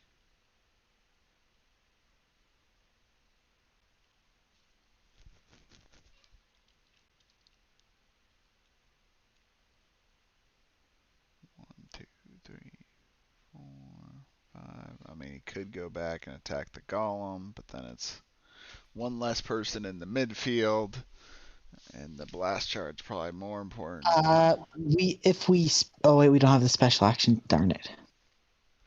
Nope. Yep, I already thought about that. Yeah. No, it's effects. Damn it. Yeah, so we don't. Yeah. So we'll just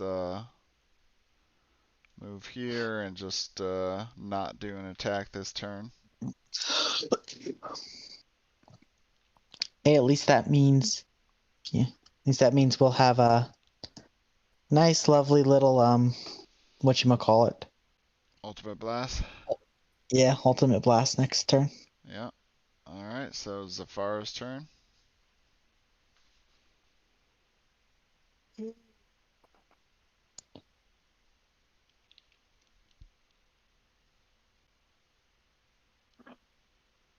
Alright, Puss, where do you want Safar to go?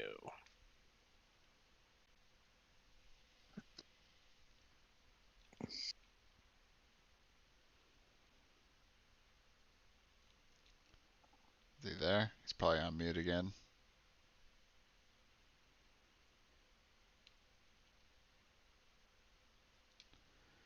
Why don't you pick this one, Code? Alright. So let's see, where's orange? Orange is at 19, so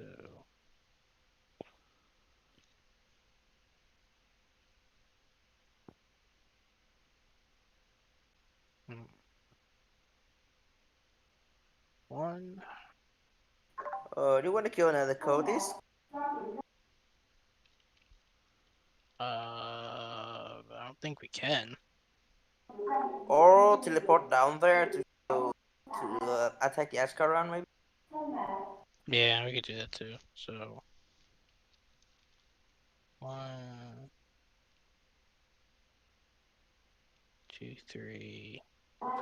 You don't have to move down there. You just need to at the corner of that square. Yeah, you can shoot Askaran from there. 2, 3, 4, 5, 6, 7. Yeah. Wow. Let's see. We want to use solar or movement though. Stop bullying my baby. No. No. Stop bullying my demon. We are allowed to bully the demon. We have a demon. We have a bigger, more vicious demon. Yeah, we have a demon too. Well, we have a snow dragon. Ice dragon. Ice, whatever it is. Let us do Twinch. You're Wait. Zafara. Yeah, I was like, what the? I'm like, wait a minute, I just did this. Question: if you respawn both of the special skills? No. No. What? So Askaran don't have special skills, right? Well, any unused you get back Yeah. during in this mode. If in normal PvP. So in normal PvP, it works. So what he's talking about is like losing your specials when you die. Right. You technically don't like lose them. It's the fact that basically how most people resurrect is using special attacks to resurrect, and that all of them, with the exception of Revenge of the Dead, make you come back, but with no specials. And but in this mode, when you resurrect, you just come back with all your specials, or all unused specials. Okay, well, I think we should use Purgatory again on him. You already used Purgatory. No, but we didn't die, right? Yeah, but you already used it, so you don't Yeah, get yeah, it. yeah. You don't get it back. You just use it, and then if you didn't use it Yeah, and you died, then you get I it back. mistakenly thought Zafra was dead. Zephyr hasn't died yet. Yeah, it's my mistake. Yeah. Okay. So we're gonna do Dark Light on Askren. Want to use a Dark Light on him because he has a buff. What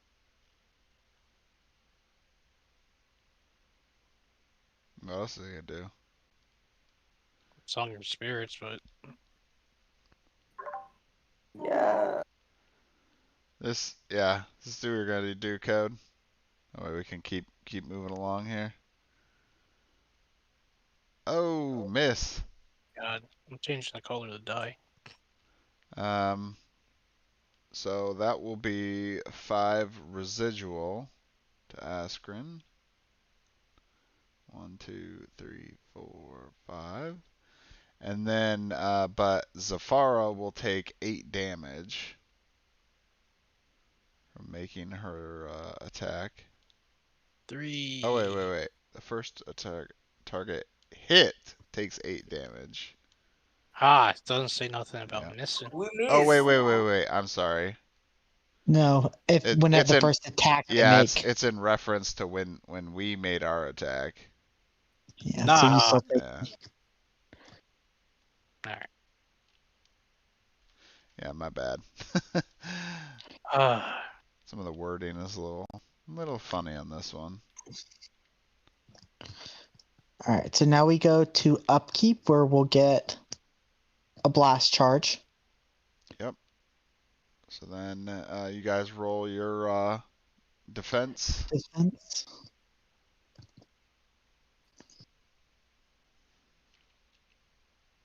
Not defended. So that's another token.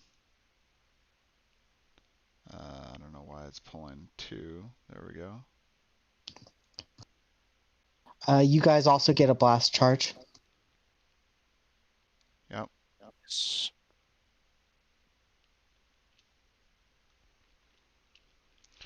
All right, now to the boss phase here.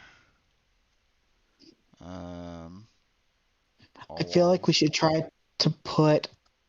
I feel like we should try to put a debuff on Veneris. Yeah. Just so he feels included. Yes, just so he feels included. Yeah. Do we make him vulnerable or make him take damage from moving? Well, so at least with our so going to our lair action, for each special attack enemy card has spent, you may move it 1 square and it takes 2 damage. So that's only been Zafara. So gets moved back, takes 2 damage. And then moving on, refresh, battle off attack, and then we'll do our attack. So I feel like if we evil flame Veneris, since I feel like he's going to have to do a lot of moving. But at the same time, making him vulnerable might be good too. First target hit takes 4 damage whenever it performs a move action. This effect cannot be removed or transferred even if the target dies.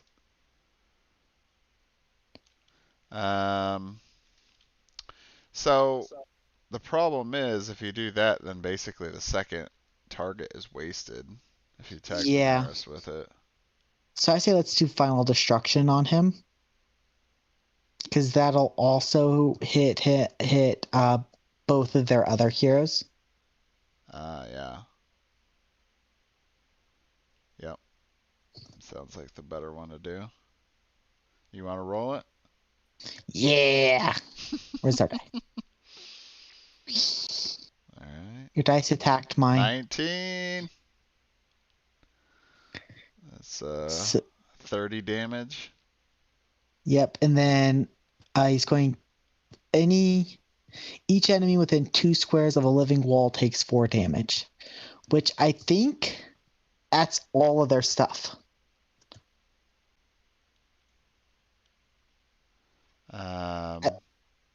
Everything is within. Each enemy within 2 squares of a living wall. Which, where's our enemy? Neri. Ice Both of Golem, them. Sephara. Within 2 of a living Yeah. wall. Yeah.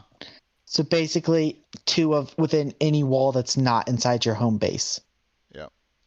Which is everybody. So 4 damage for everyone else.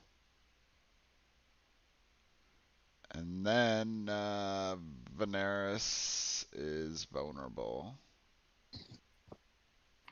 Veneris also takes 4 damage, just so you know. These 2 are technically considered 2 away from the wall. Yes. So all of your people take 4 damage.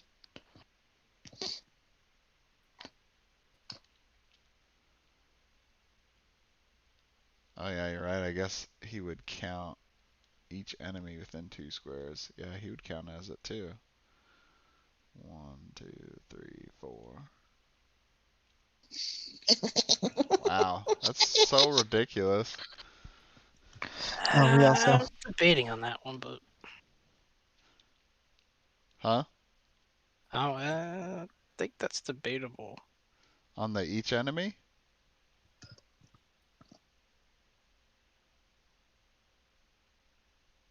The map border, I don't think counts as a wall. You don't think so? Mm. It says all walls are considered living walls, except when facing the inside of the enemy lair.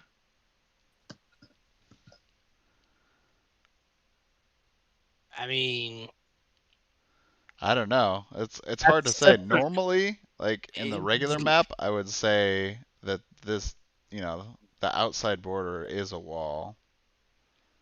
But in this mode, what was their intent? I don't know if they actually meant the outside border to be a living wall. I think they meant the intent was the center walls like these. Or at least like the sides here. That's what I'm saying. Like. Yeah. I don't know. I mean, I'll ask about that one. Yeah, But we'll play it as is. We've For been now. playing the outside the wall as a wall so far. Okay. And so that's it for Balroth. So now it's your boss's turn. Alright. So each ice golem performs a move.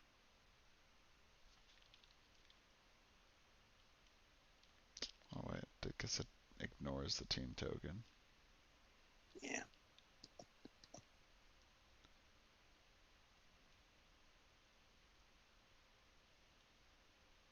And we're gonna hit the boss for 5. For 35? No, just 5. Because I'm doing the layer action. Oh. One enemy within 2 squares. Yeah. Okay, that makes sense. I just moved it. Oh, you did? Yeah, don't move it again. Stop killing our boss quicker than it should die. Hey, he's pretty healthy. I wouldn't worry too much. Murdering my sweet, cuddly little demon. Yeah, right. Alright. So, no enemies in the lair, so we make a midfield attack. Midfield attack. There's only one enemy in the lair.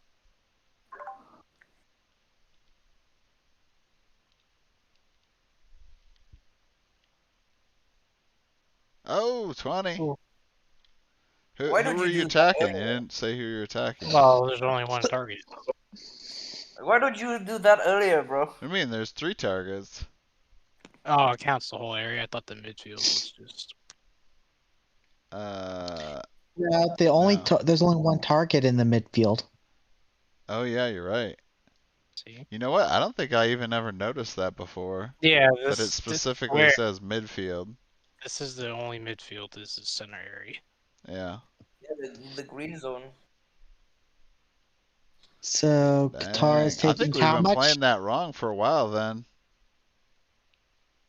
Because we were playing that even if you're on the outside area here, that counted. But Wait, if midfield is actually all the outside, because as I Well, remember, it's actually defined in the rule book here. It's one of the first pages. oh, midfield are the two upper Oh no, and no, both. it does. We got it Okay. right.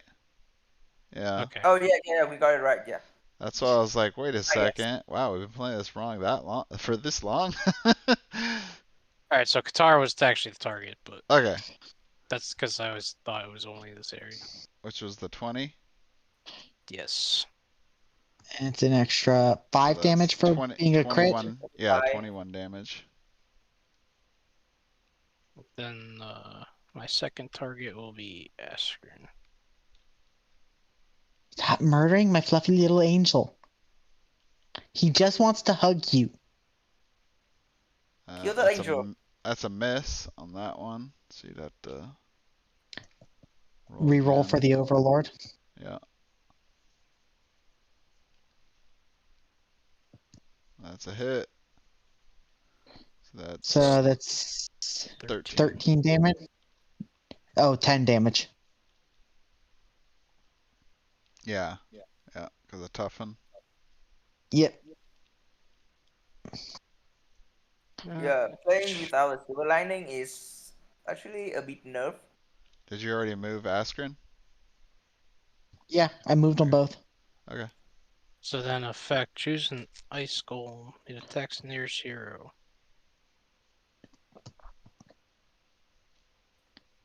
So I guess that's a basic attack. Yeah. There's let's see. Askren's over there. So you could hit the Askren. Yeah, let's hit Askren.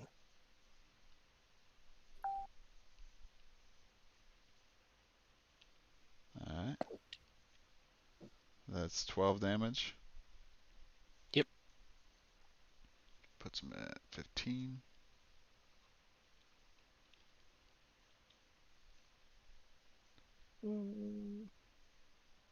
Alright. Alright, so that's the end of your boss turn. Yep. Cool.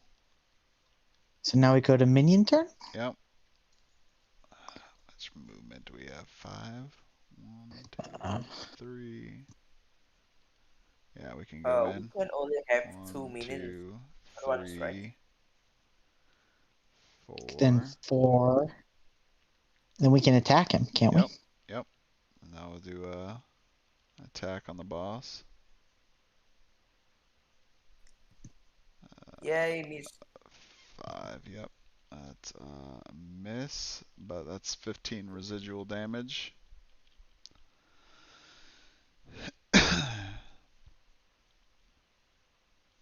And I say the other one, it should probably just stay there and attack Veneris. Hold on.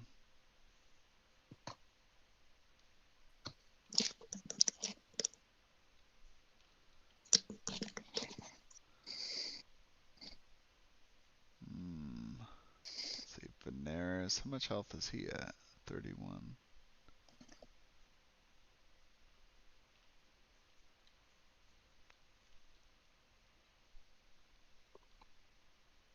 I mean, the other option is we have it teleport over here and attack the ice golem. Uh-huh. But he still has And then a lot. I mean, the other thing I was thinking was having him go back and attack the blue ice golem. that worked. I like that idea. But Because that might get us a blast charge. No. No, because it wouldn't be Hero. Oh yeah, enemy enemy hero. Damn it. Yeah. But even still, he's not going to be able to kill that minion on this turn anyway, unless he gets a crit, because he only does 12 damage. Yes. Then if Jay's yeah.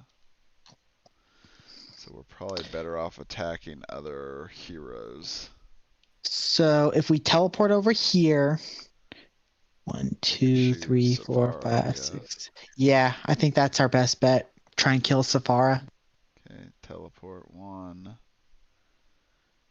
You angelic murderer.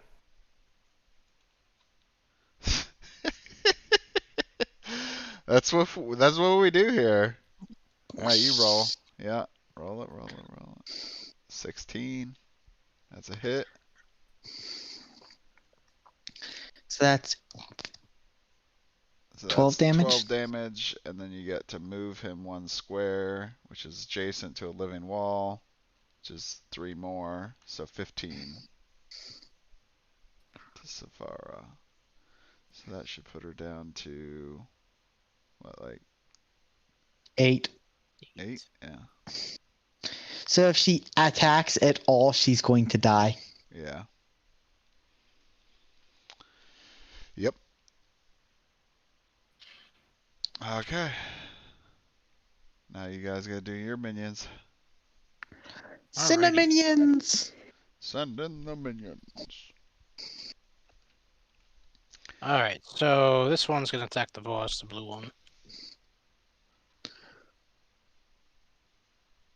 20, please. 13. That's a hit. That's a hit. Oh. It's 35 damage. 35. Alright, so 35 would be here.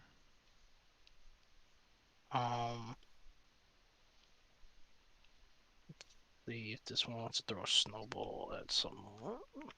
Snowball attack. We can only have 2 minions at one, right? What was that? We can only have 2 minions at once, right? Yes.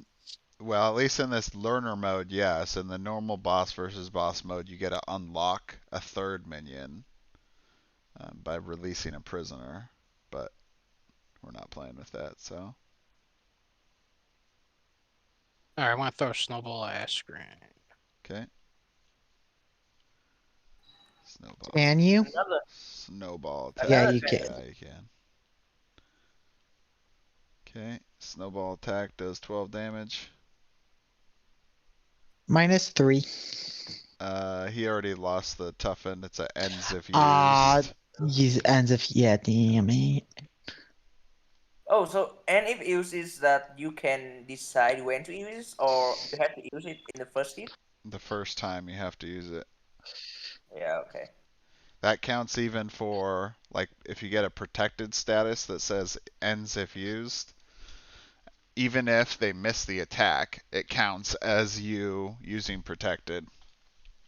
Yeah. Alrighty. Alright. So we're here again.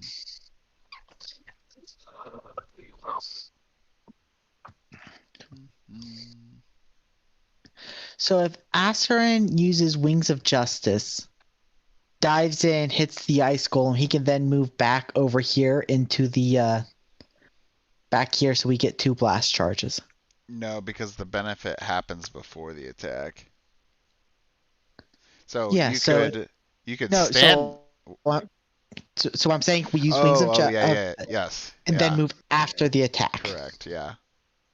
I think that's our best bet. Yeah. Yeah. So Wings of Justice. I mean, you could, yeah, I guess you could do Exalted Strike too, but like, not really gonna help that much on this one. Yeah, no, it's. All right. Where'd the Roll dice go? that dice. No. Oh, it's on their board. They're hiding our die from us. They don't want us to roll. Nice job, Code. All part of your plan, isn't it? All part of your plan to set me up. Oh my god. There's your 2. You curse the dice? I cursed the dice. I did some voodoo magic. He touched it. He touched it. All right, so that's 5 residual. The ice golem. 1, 2, 3, 4. Green one. I don't even know where the green one is here. He's up there. 1, 2, 3, 4. 1 more damage. He was on 39. No, he was on 40. Never mind. My brain's not working.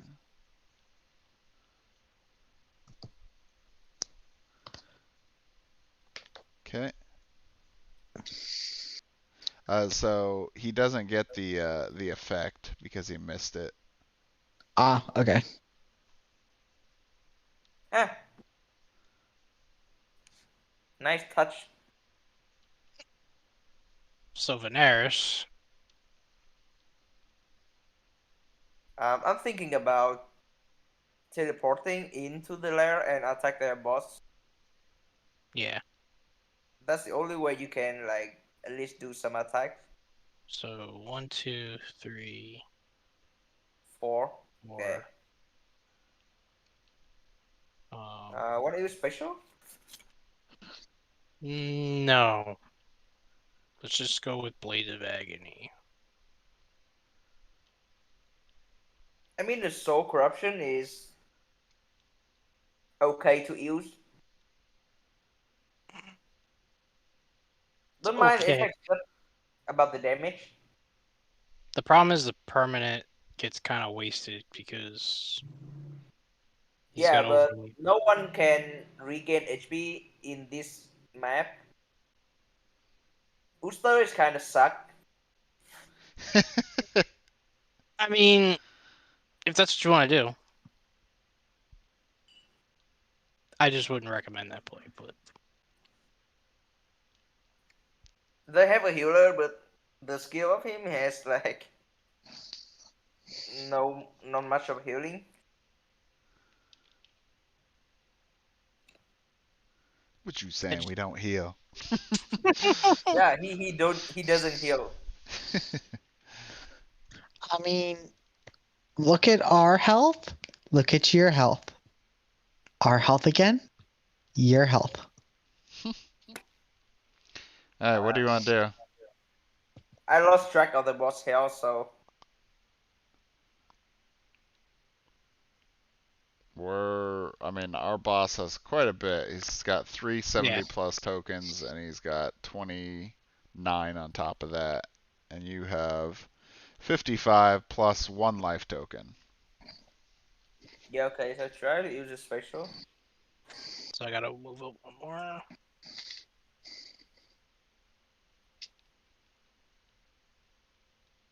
Soul corruption on the boss. Okay. Another 20. 9. That 9. is a It's a hit. hit. That's 25.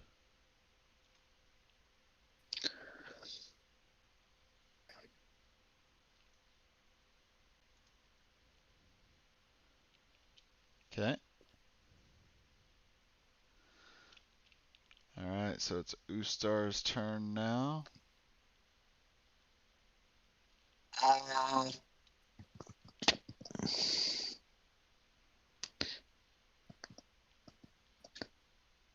feel like Life Siphon is our best bet here. Yeah. Use Harvest of Souls. I mean, nobody's dead. And we've already used the healing.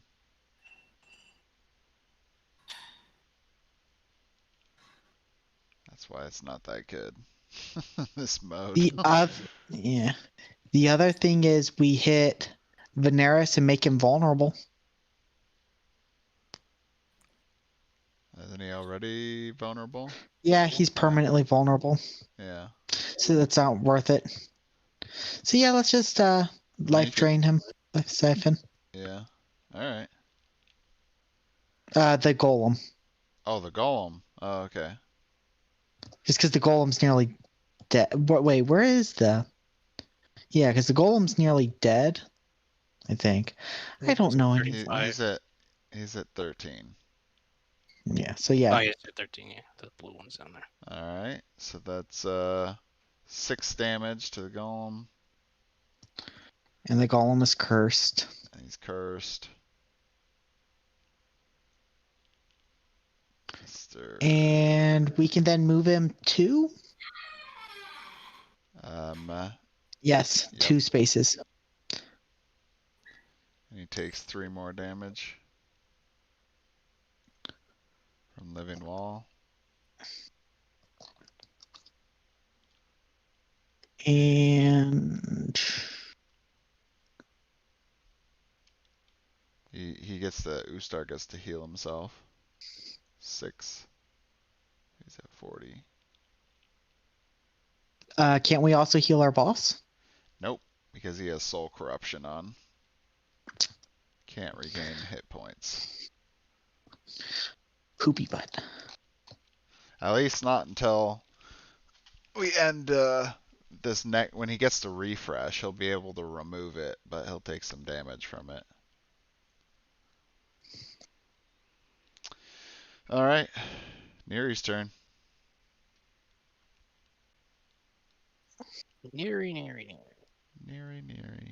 Now, this is why I didn't want to waste the special.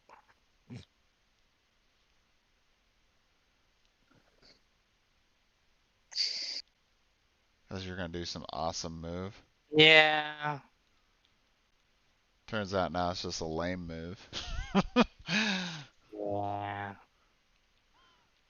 Could have sniped the hell out of people.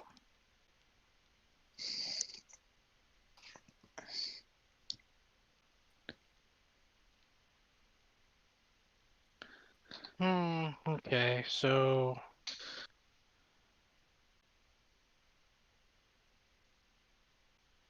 we're just gonna be lame.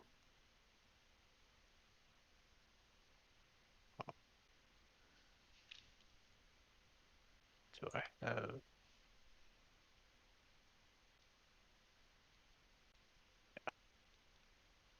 Barely. Gonna do exploding air. Let's see. You wanna kill Askaran? Yeah, I'm gonna do twin shot though. First target is Askren.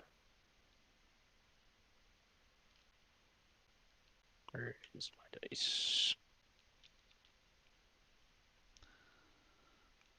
Alright. That's a Nope. miss.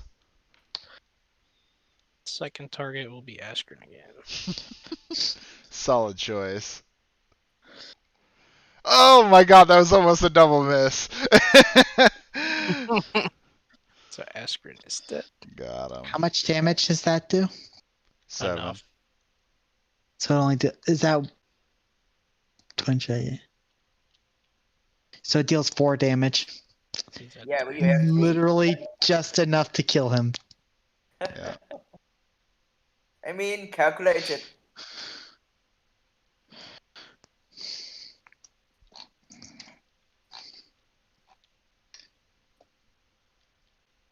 Are we going all in for the boss?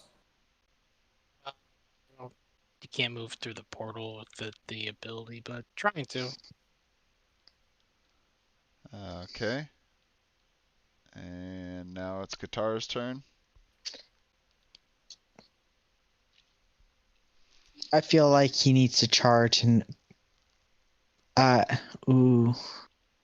charge and go murder the Nari.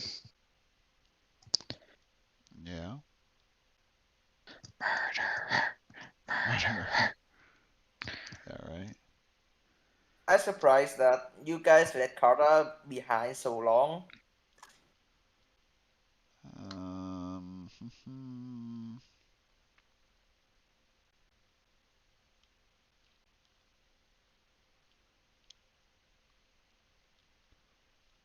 Well, she's got like full health anyway.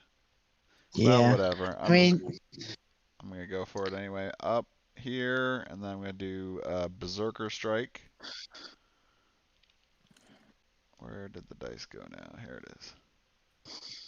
Berserker And it's a Strike on miss. Neri. Nope, it's a hit. Oh, come on. So that's 17 damage, but she's gonna get moved into the spikes here. And then no, move her here. Why? Because so and then up here. That way she's move me up there. Move me up there. That way she'll still be adjacent to the living wall.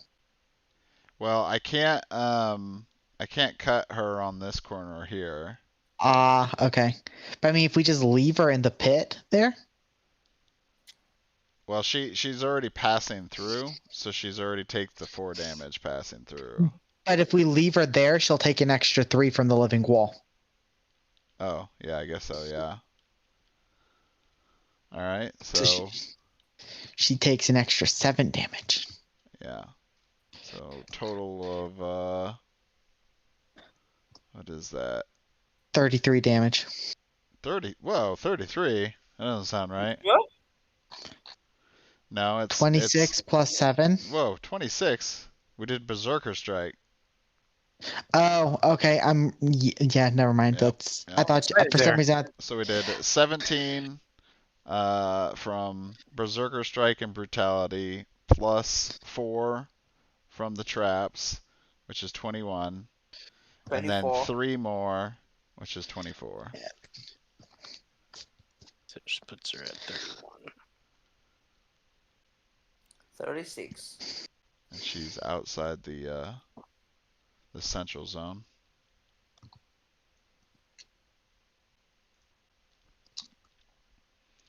All right, Zafara's turn. I'm gonna do the big brain play. Here we go. Take 4 damage. Oh, I know why he's doing that. Because if he attacks, he dies. Yep. All right, that's a big brain play there. All right, so Upkeep Phase. We have 1 hero in. They have 1, 2. And they have 1. So that's a blast charge for us. All right. They're going to get their first ultimate. You roll it. All right. Oh, 1. he's so excited. Oh, 16. Wait, does that count?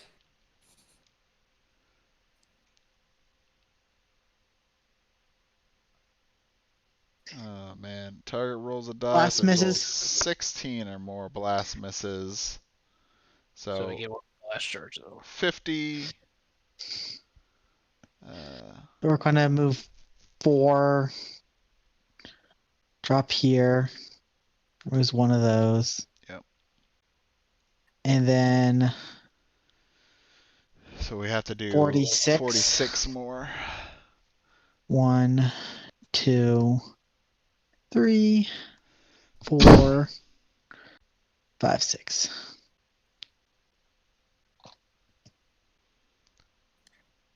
Yeah. All right. So now we are at boss thing here. Lair action, each special. He has 1 more special, so we don't get to do that other one yet. So layers. The demon and Zafara are both going to get hit by that. For each special card, each enemy hero may spend 1 square and it takes 2 damage. So yeah. So if we move him 1, he takes 2. Move her 1, and she dies. No, because she's at 4 health. She went into spikes though. Oh, I didn't see that. Yep. So she's gonna die. She dies, which means we gain a blast charge. Yeah, we gain 1 for her dying. Boss phase. And when she respawns, we'll get another 1. Yeah. Cool. And then we refresh, so we get rid of soul corruption, right? Yeah, so we get rid of that, but since it's a permanent, when you do that, you take 12 damage. So we're at 12 here now. And then we evil flames. So if we evil flames, we can hit Veneris and the ice golem in our thing.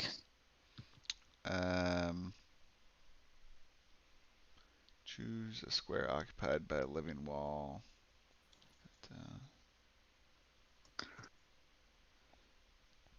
The first target hit takes 4 damage whenever it performs a move action. So, here's something really evil and mean we could do. If we choose this wall here, we can hit Veneris and Nari.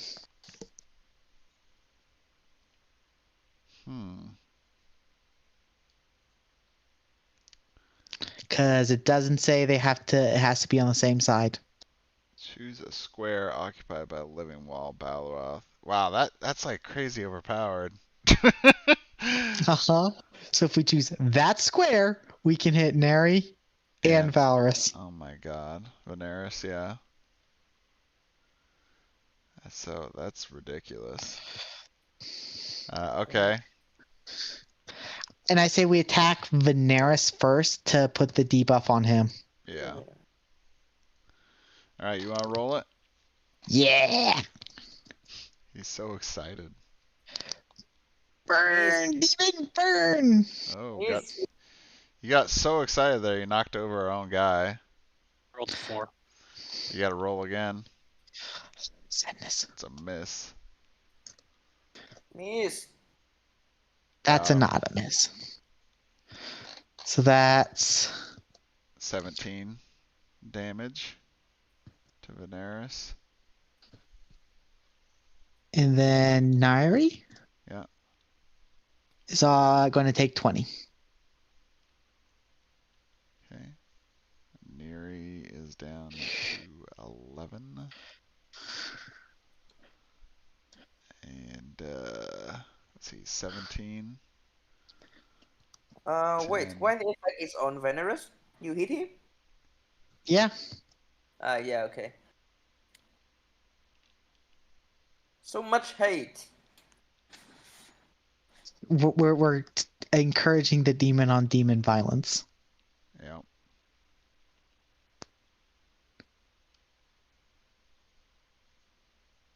An enemy within range is vulnerable. And he's vulnerable, so he actually took 3 more damage. 1, 2. So he took the full 20. Yeah. And now if he moves, he takes 4 damage. Yeah. Alright, so that's the end of our boss turn. Wait, our boss.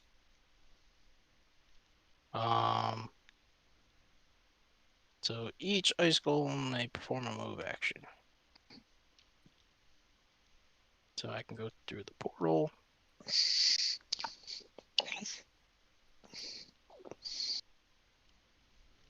And force your boss to take 5 damage. Okay. And then our dragon's got to make attack on this cultist. Okay. So the cultist has what, 18 or 19? Yeah. So let's do frostbite. So we'll take a minus 12 damage from attacks from the boss.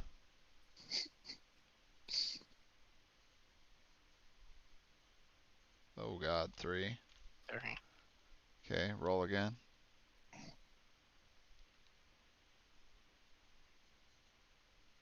It's a hit. So minus 3 from that would be 17. And then minus 12 from that is 5. So we only take 5 damage. Nice. Yeah. What's choose the ice gold. So the ice gold. Enemy within 2 squares of an ice golem your choice takes 8 damage. So each of them are standing by him, so you take 16. The boss. Or is it enemy hero? Is it each enemy within 2 squares of an ice golem of your choice takes 8 yeah, so 16. Okay, so 7, 8, and then 8 more. And I got rid of our 70 token. Yeah, it's getting close now.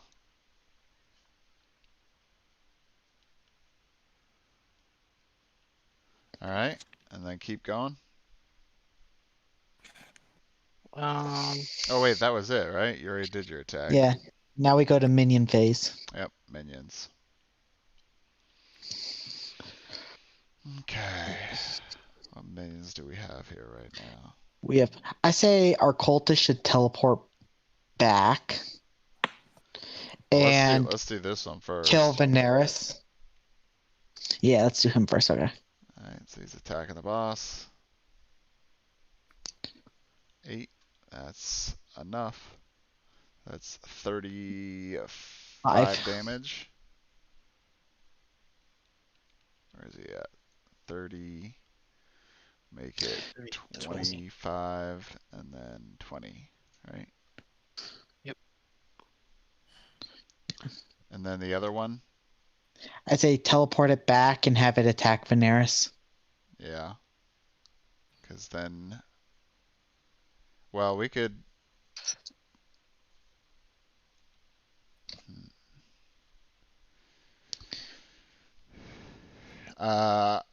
Well, yeah, we should probably do Veneris. Because then we can get a charge. I rolled a 9. Nice. So right. Veneris dies. Okay. Which gives us a charge.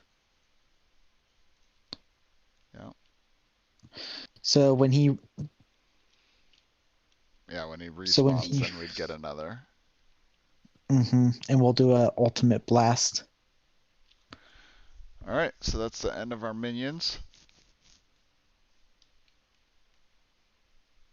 our minions. Blue is going to attack first. They're both just gonna attack. Yeah, so blue first.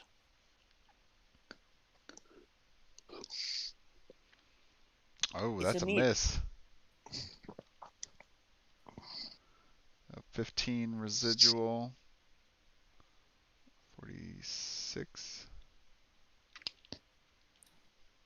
Wait, you lose HP each time you miss? Yeah, residual damage, man. Let's take 35 on that one. 35 on the other one. Yep. So what's that? 11. It's getting close. You guys are catching up quick. Getting close, but not close enough. Yeah. Alright, so that's the end of the minion phase. Alright, back here. Askren resurrects. You guys gain a blast charge. So. That's. If we put him here, he can just attack the ice golem immediately. How much health does Neri have? She's only got 11.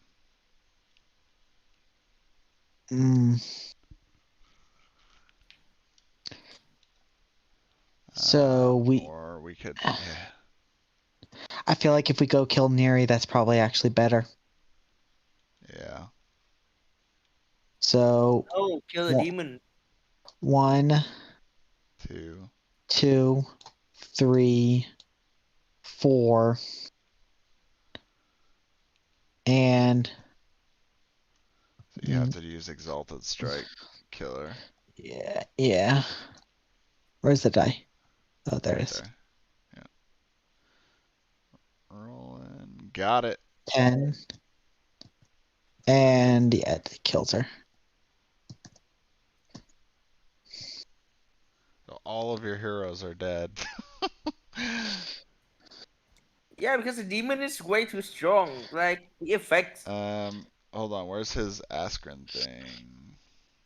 It's 65, so he does get to send a heal to somebody. We could heal Qatar for 10. He's the only one we can heal, so yeah, I think that's the best bet. Where is Qatar? There it is. So it'd be 33. Alrighty.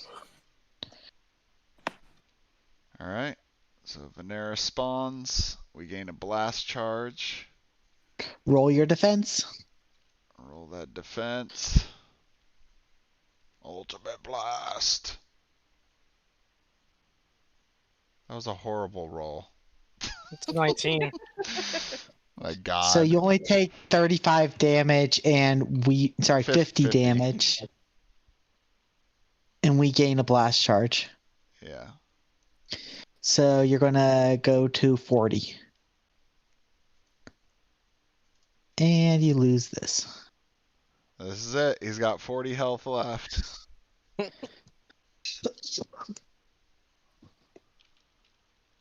is it on the wrong thing? Should be on 1. Okay, Veneris turn. So Veneris.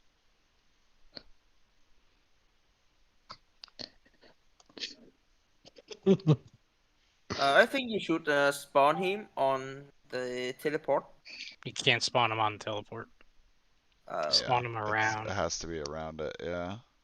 Yeah. So I just realized. Oh no, hit by an enemy attack, so vulnerable doesn't proc on the evil flames.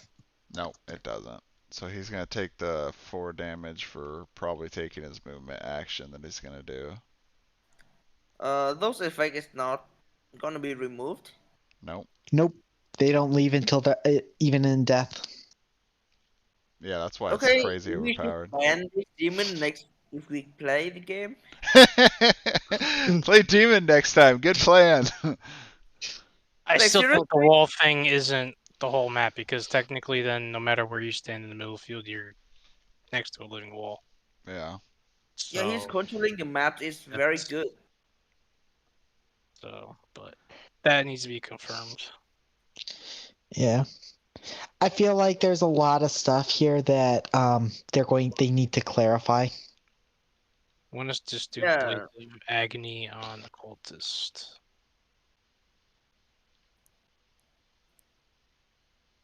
I'm just gonna do 8. Alright, the hit. So he takes 11. Down to I'm gonna 3. swap spaces with him.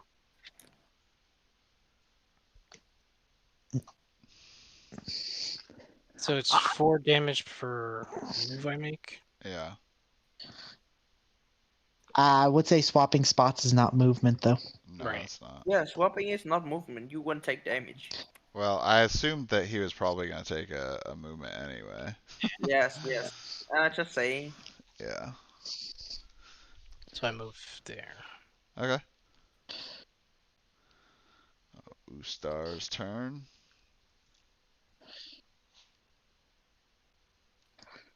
He's going to need to kill some minions. Yeah. I guess just What can are probably the just two do a minions? heal on this one because he can kill the blue. Yeah. Let's go with that.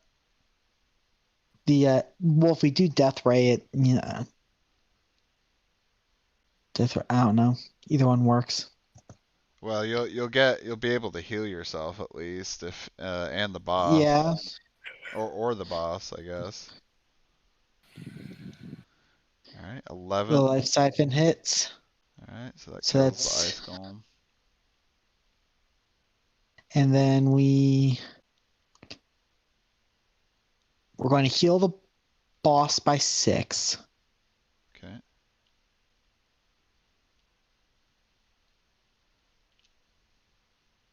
And yeah, that's it. Okay.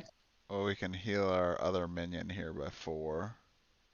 Back to Yeah, 30 let's. with hope. Whoa! Finally, he's healing. He's been doing some healing actually. He's been doing healing. Because he's been keeping the boss alive. He hasn't died yet. Yeah, you never killed our healer. Yeah. Shame on you. Don't you know the basis of any MMO? Kill the healer first. Yeah. All right, so Neri spawns, so we get a blast charge. Go ahead, Neri. So Neri jumps in. Wha-bam. Well, bam. She is going to do an attack first. What's her permit?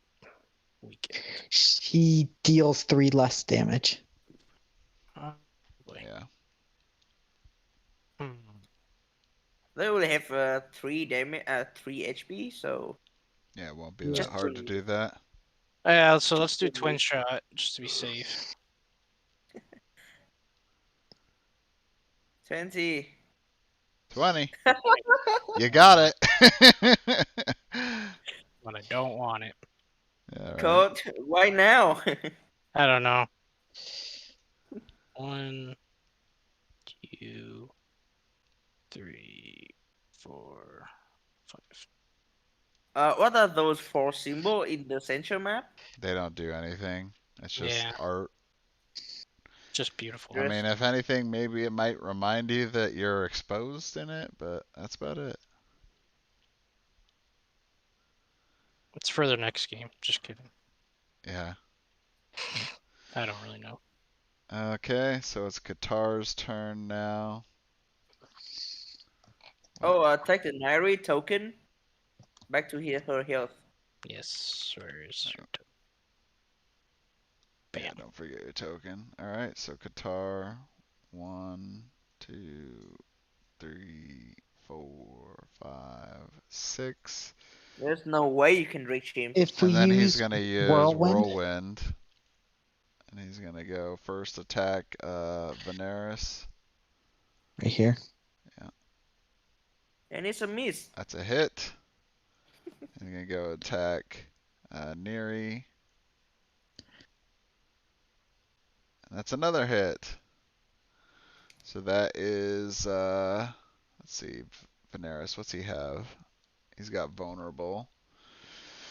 So he's got 22 plus 3 more, so 25 on Veneris. And then he's going to take an extra 3 for being, and I moved him out of the center area. Oh yeah, with the boss feature. Yes. Yeah, or benefit. Because it's just the first person we hit. Yeah. Okay, so and that way. So 28 to Veneris. And then Neri will take. She have anything? No. Just 18.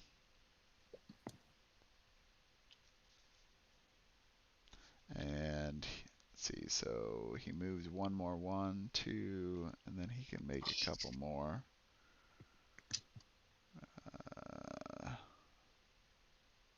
It's really not going to matter. Move us like more, yeah, like right there. That's good. Just so that if somebody comes in, it's going to. Yep. It's not like they can push us somewhere. Okay. So it is now Zafara's turn. So we gain a blast charge. We're now 3.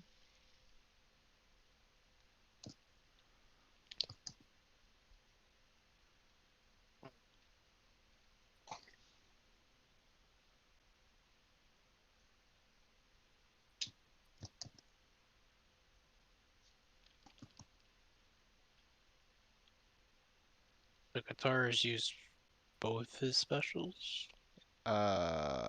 Yes. Okay. 1, 2. You're gonna use Dark Light on him, right?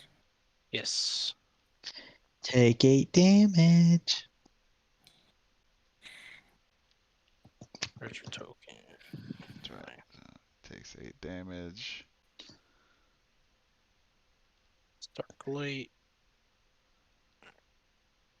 Roll it, baby. That's Another miss. Miss. No, that's a hit.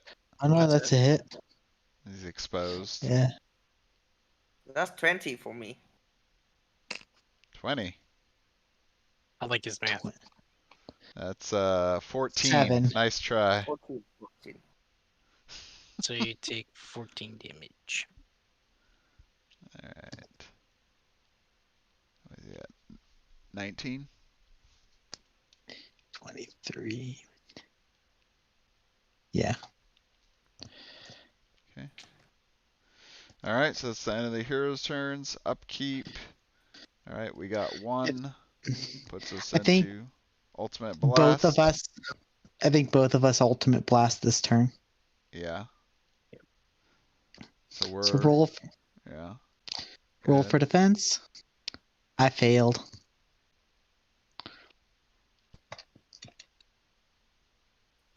They succeeded. Although it didn't matter anyway.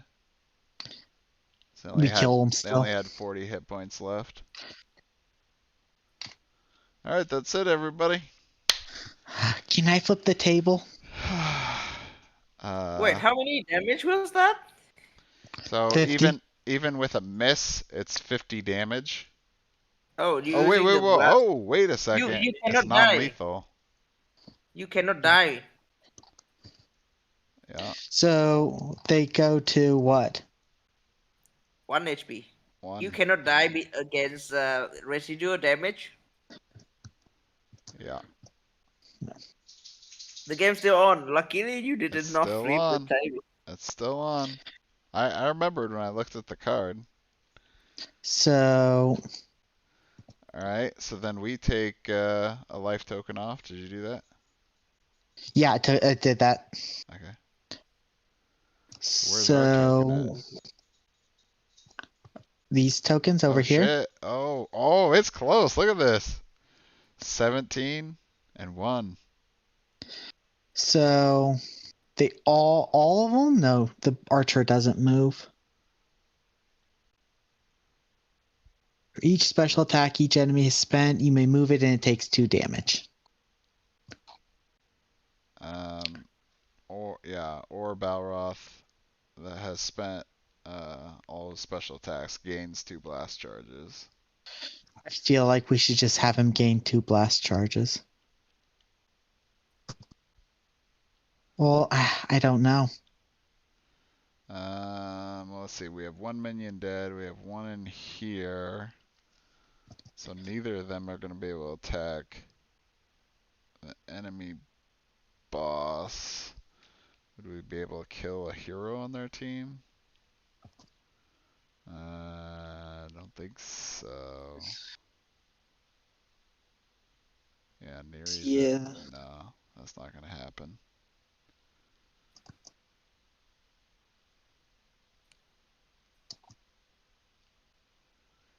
I'm just gonna go with the blast charges.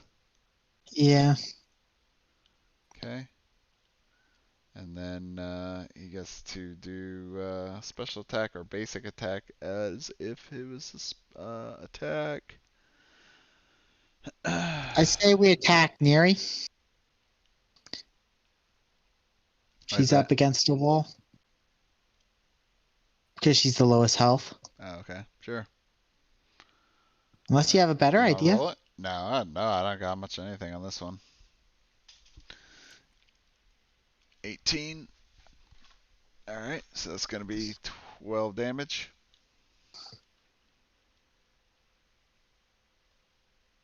So she's at 25.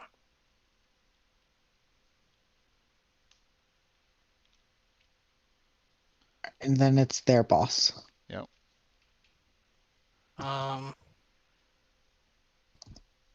First it will be guitar. Once I find my dice. There it is.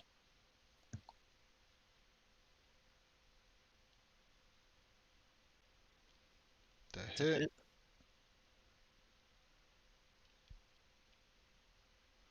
Is that 16? Oh, and your dragon takes, or call it whatever this, your boss takes 5 for our minion moving. Oh yeah. And our other one Just moved it. Oh, you already moved it. 1 against 12. But all right, so Qatar takes 16. Yeah, I already did that. Okay, and then Askren.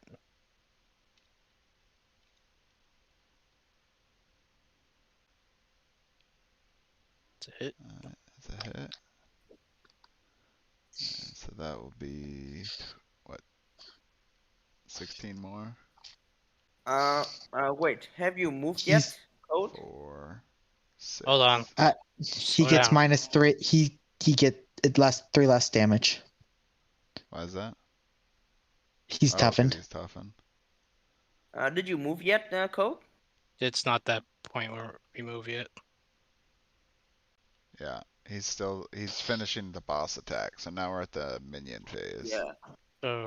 I think, right? Or did you finish? Well, here's an ice golem attacks nearest hero. If there's no valid targets in range, approves more action. So, yeah. Let's attack. Well, the only one that can attack is the Ustar. That's it. So, unless I can attack the boss, but I don't think so. It says hero. Yeah.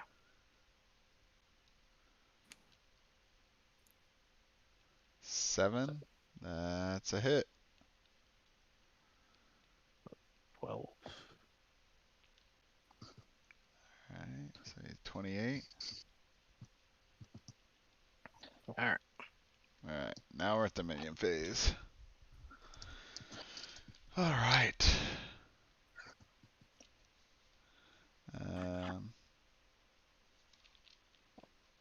Man, this green one got so much, but they'll definitely win. Because we can't even. Yeah, we can't. Get there in time. So we just have to attack the ice golem. Hope for crits. Yep. You wanna roll? Sure. First roll. Miss. Fuck you. Yes. Oh. I hit the second one though. Yeah. Alright, so that's 12 damage. And then it's gonna move 1 square. Yeah. And take another 3. So 15.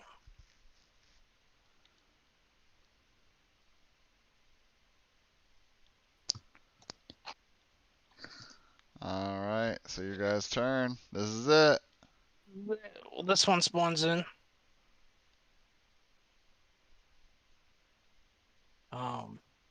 Let's see if this even matters. You win no matter. Oh no, because if it's residual, you don't. He got No it. residual damage. Yeah. If we miss, we cannot kill him. No, he got it. 15. Yeah, that kills us. Nice job, guys. The comeback. Woo! Down to the wire. Well played, well played. Man, here I was thinking we were like, man, we're really dominating this thing, but you got those minions in there and they're just pounding away.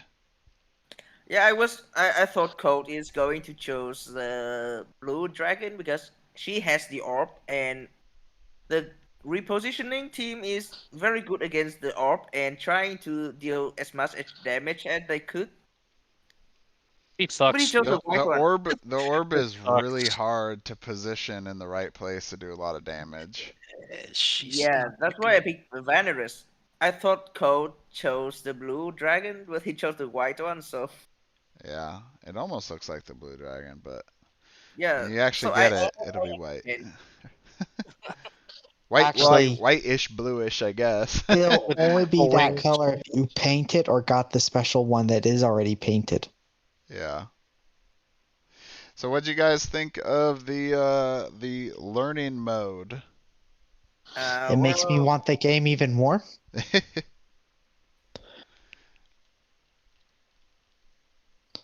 What were you saying, Puss? Actually, it is my very first game removing the reaction attack, and it's very, very like awkward to play. I guess Uh-huh. it feels very awkward for me when playing without the Yeah. reaction attack. people moving freely. Yeah. It No. negates a lot of the extra strategy that's like in the cards and stuff like that. Yeah. And Because please next yeah, time ban pick. I'm gonna ban that demon. the demon is really strong, but Yeah, I think it's not part of the OP. reason you guys were even able to win is once he runs out of cards, like that's it. I mean, you're doing 12 damage. Yeah, I mean in the early game, the demon is very strong. But if you can just like sustain it and just not take extra damage, then And it's also going to depend on if the outside of the border is considered a wall. yeah, Right. yeah. Well, I was kind of surprised that I thought this was going to take us. For some reason, I thought it was going to take us significantly less time to play, but it still ended up taking quite a bit of time to 3 play. hours. Yeah. Now, obviously we did some explanation on like, the game and all that that we wouldn't do normally, and then also these are bosses that we haven't played with, so we spent more time reading the cards and everything. So it'd be shorter otherwise, but if it was the regular mode, it would have taken us even longer, right? We'd probably be closer to like 4 hours if we were playing with everything. Yeah, the advanced rule is very, very long. Well, not just the advanced rules, but yeah, like with prisoners and chests um, and Just the that. silver linings and all that. And talismans. Yeah, it's a lot more items to remember. Yeah, I mean without the silver lining, the white dragon is kind of very hard to gain blast charge. Right. Yeah, Yeah, the first silver lining for us is very good. yeah, definitely. And if you play the long run, the demon is very strong. When you have no protection for, you can gain 2 charge if you have run out of cards. I mean, run out special attack. Yeah. Well, you get 2 blast charges, but your basic attack only does 12 damage, so you're kind of limited on your damage. But anyway, well, that was good. Thanks for playing, guys. If you got other feedback, just about like this learning mode or whatever, then make sure to let us know, because we're providing that feedback to Dragori and, trying to improve, the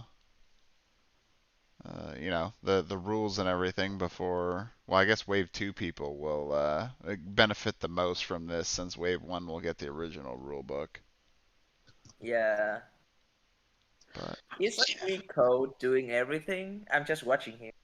you were kinda took playing. over. Yeah, he started winning since he touched your dice. I know. Thanks, Code. Poison my dice. That green poison you have here. Just, it was just the tips. Oh God. Well, thanks everyone for watching, and be sure to watch out for more content. We'll be getting out here soon. I might be doing a video on how to store components in the Arena Core box, since that's come up quite a few times. I might be working on that one pretty soon.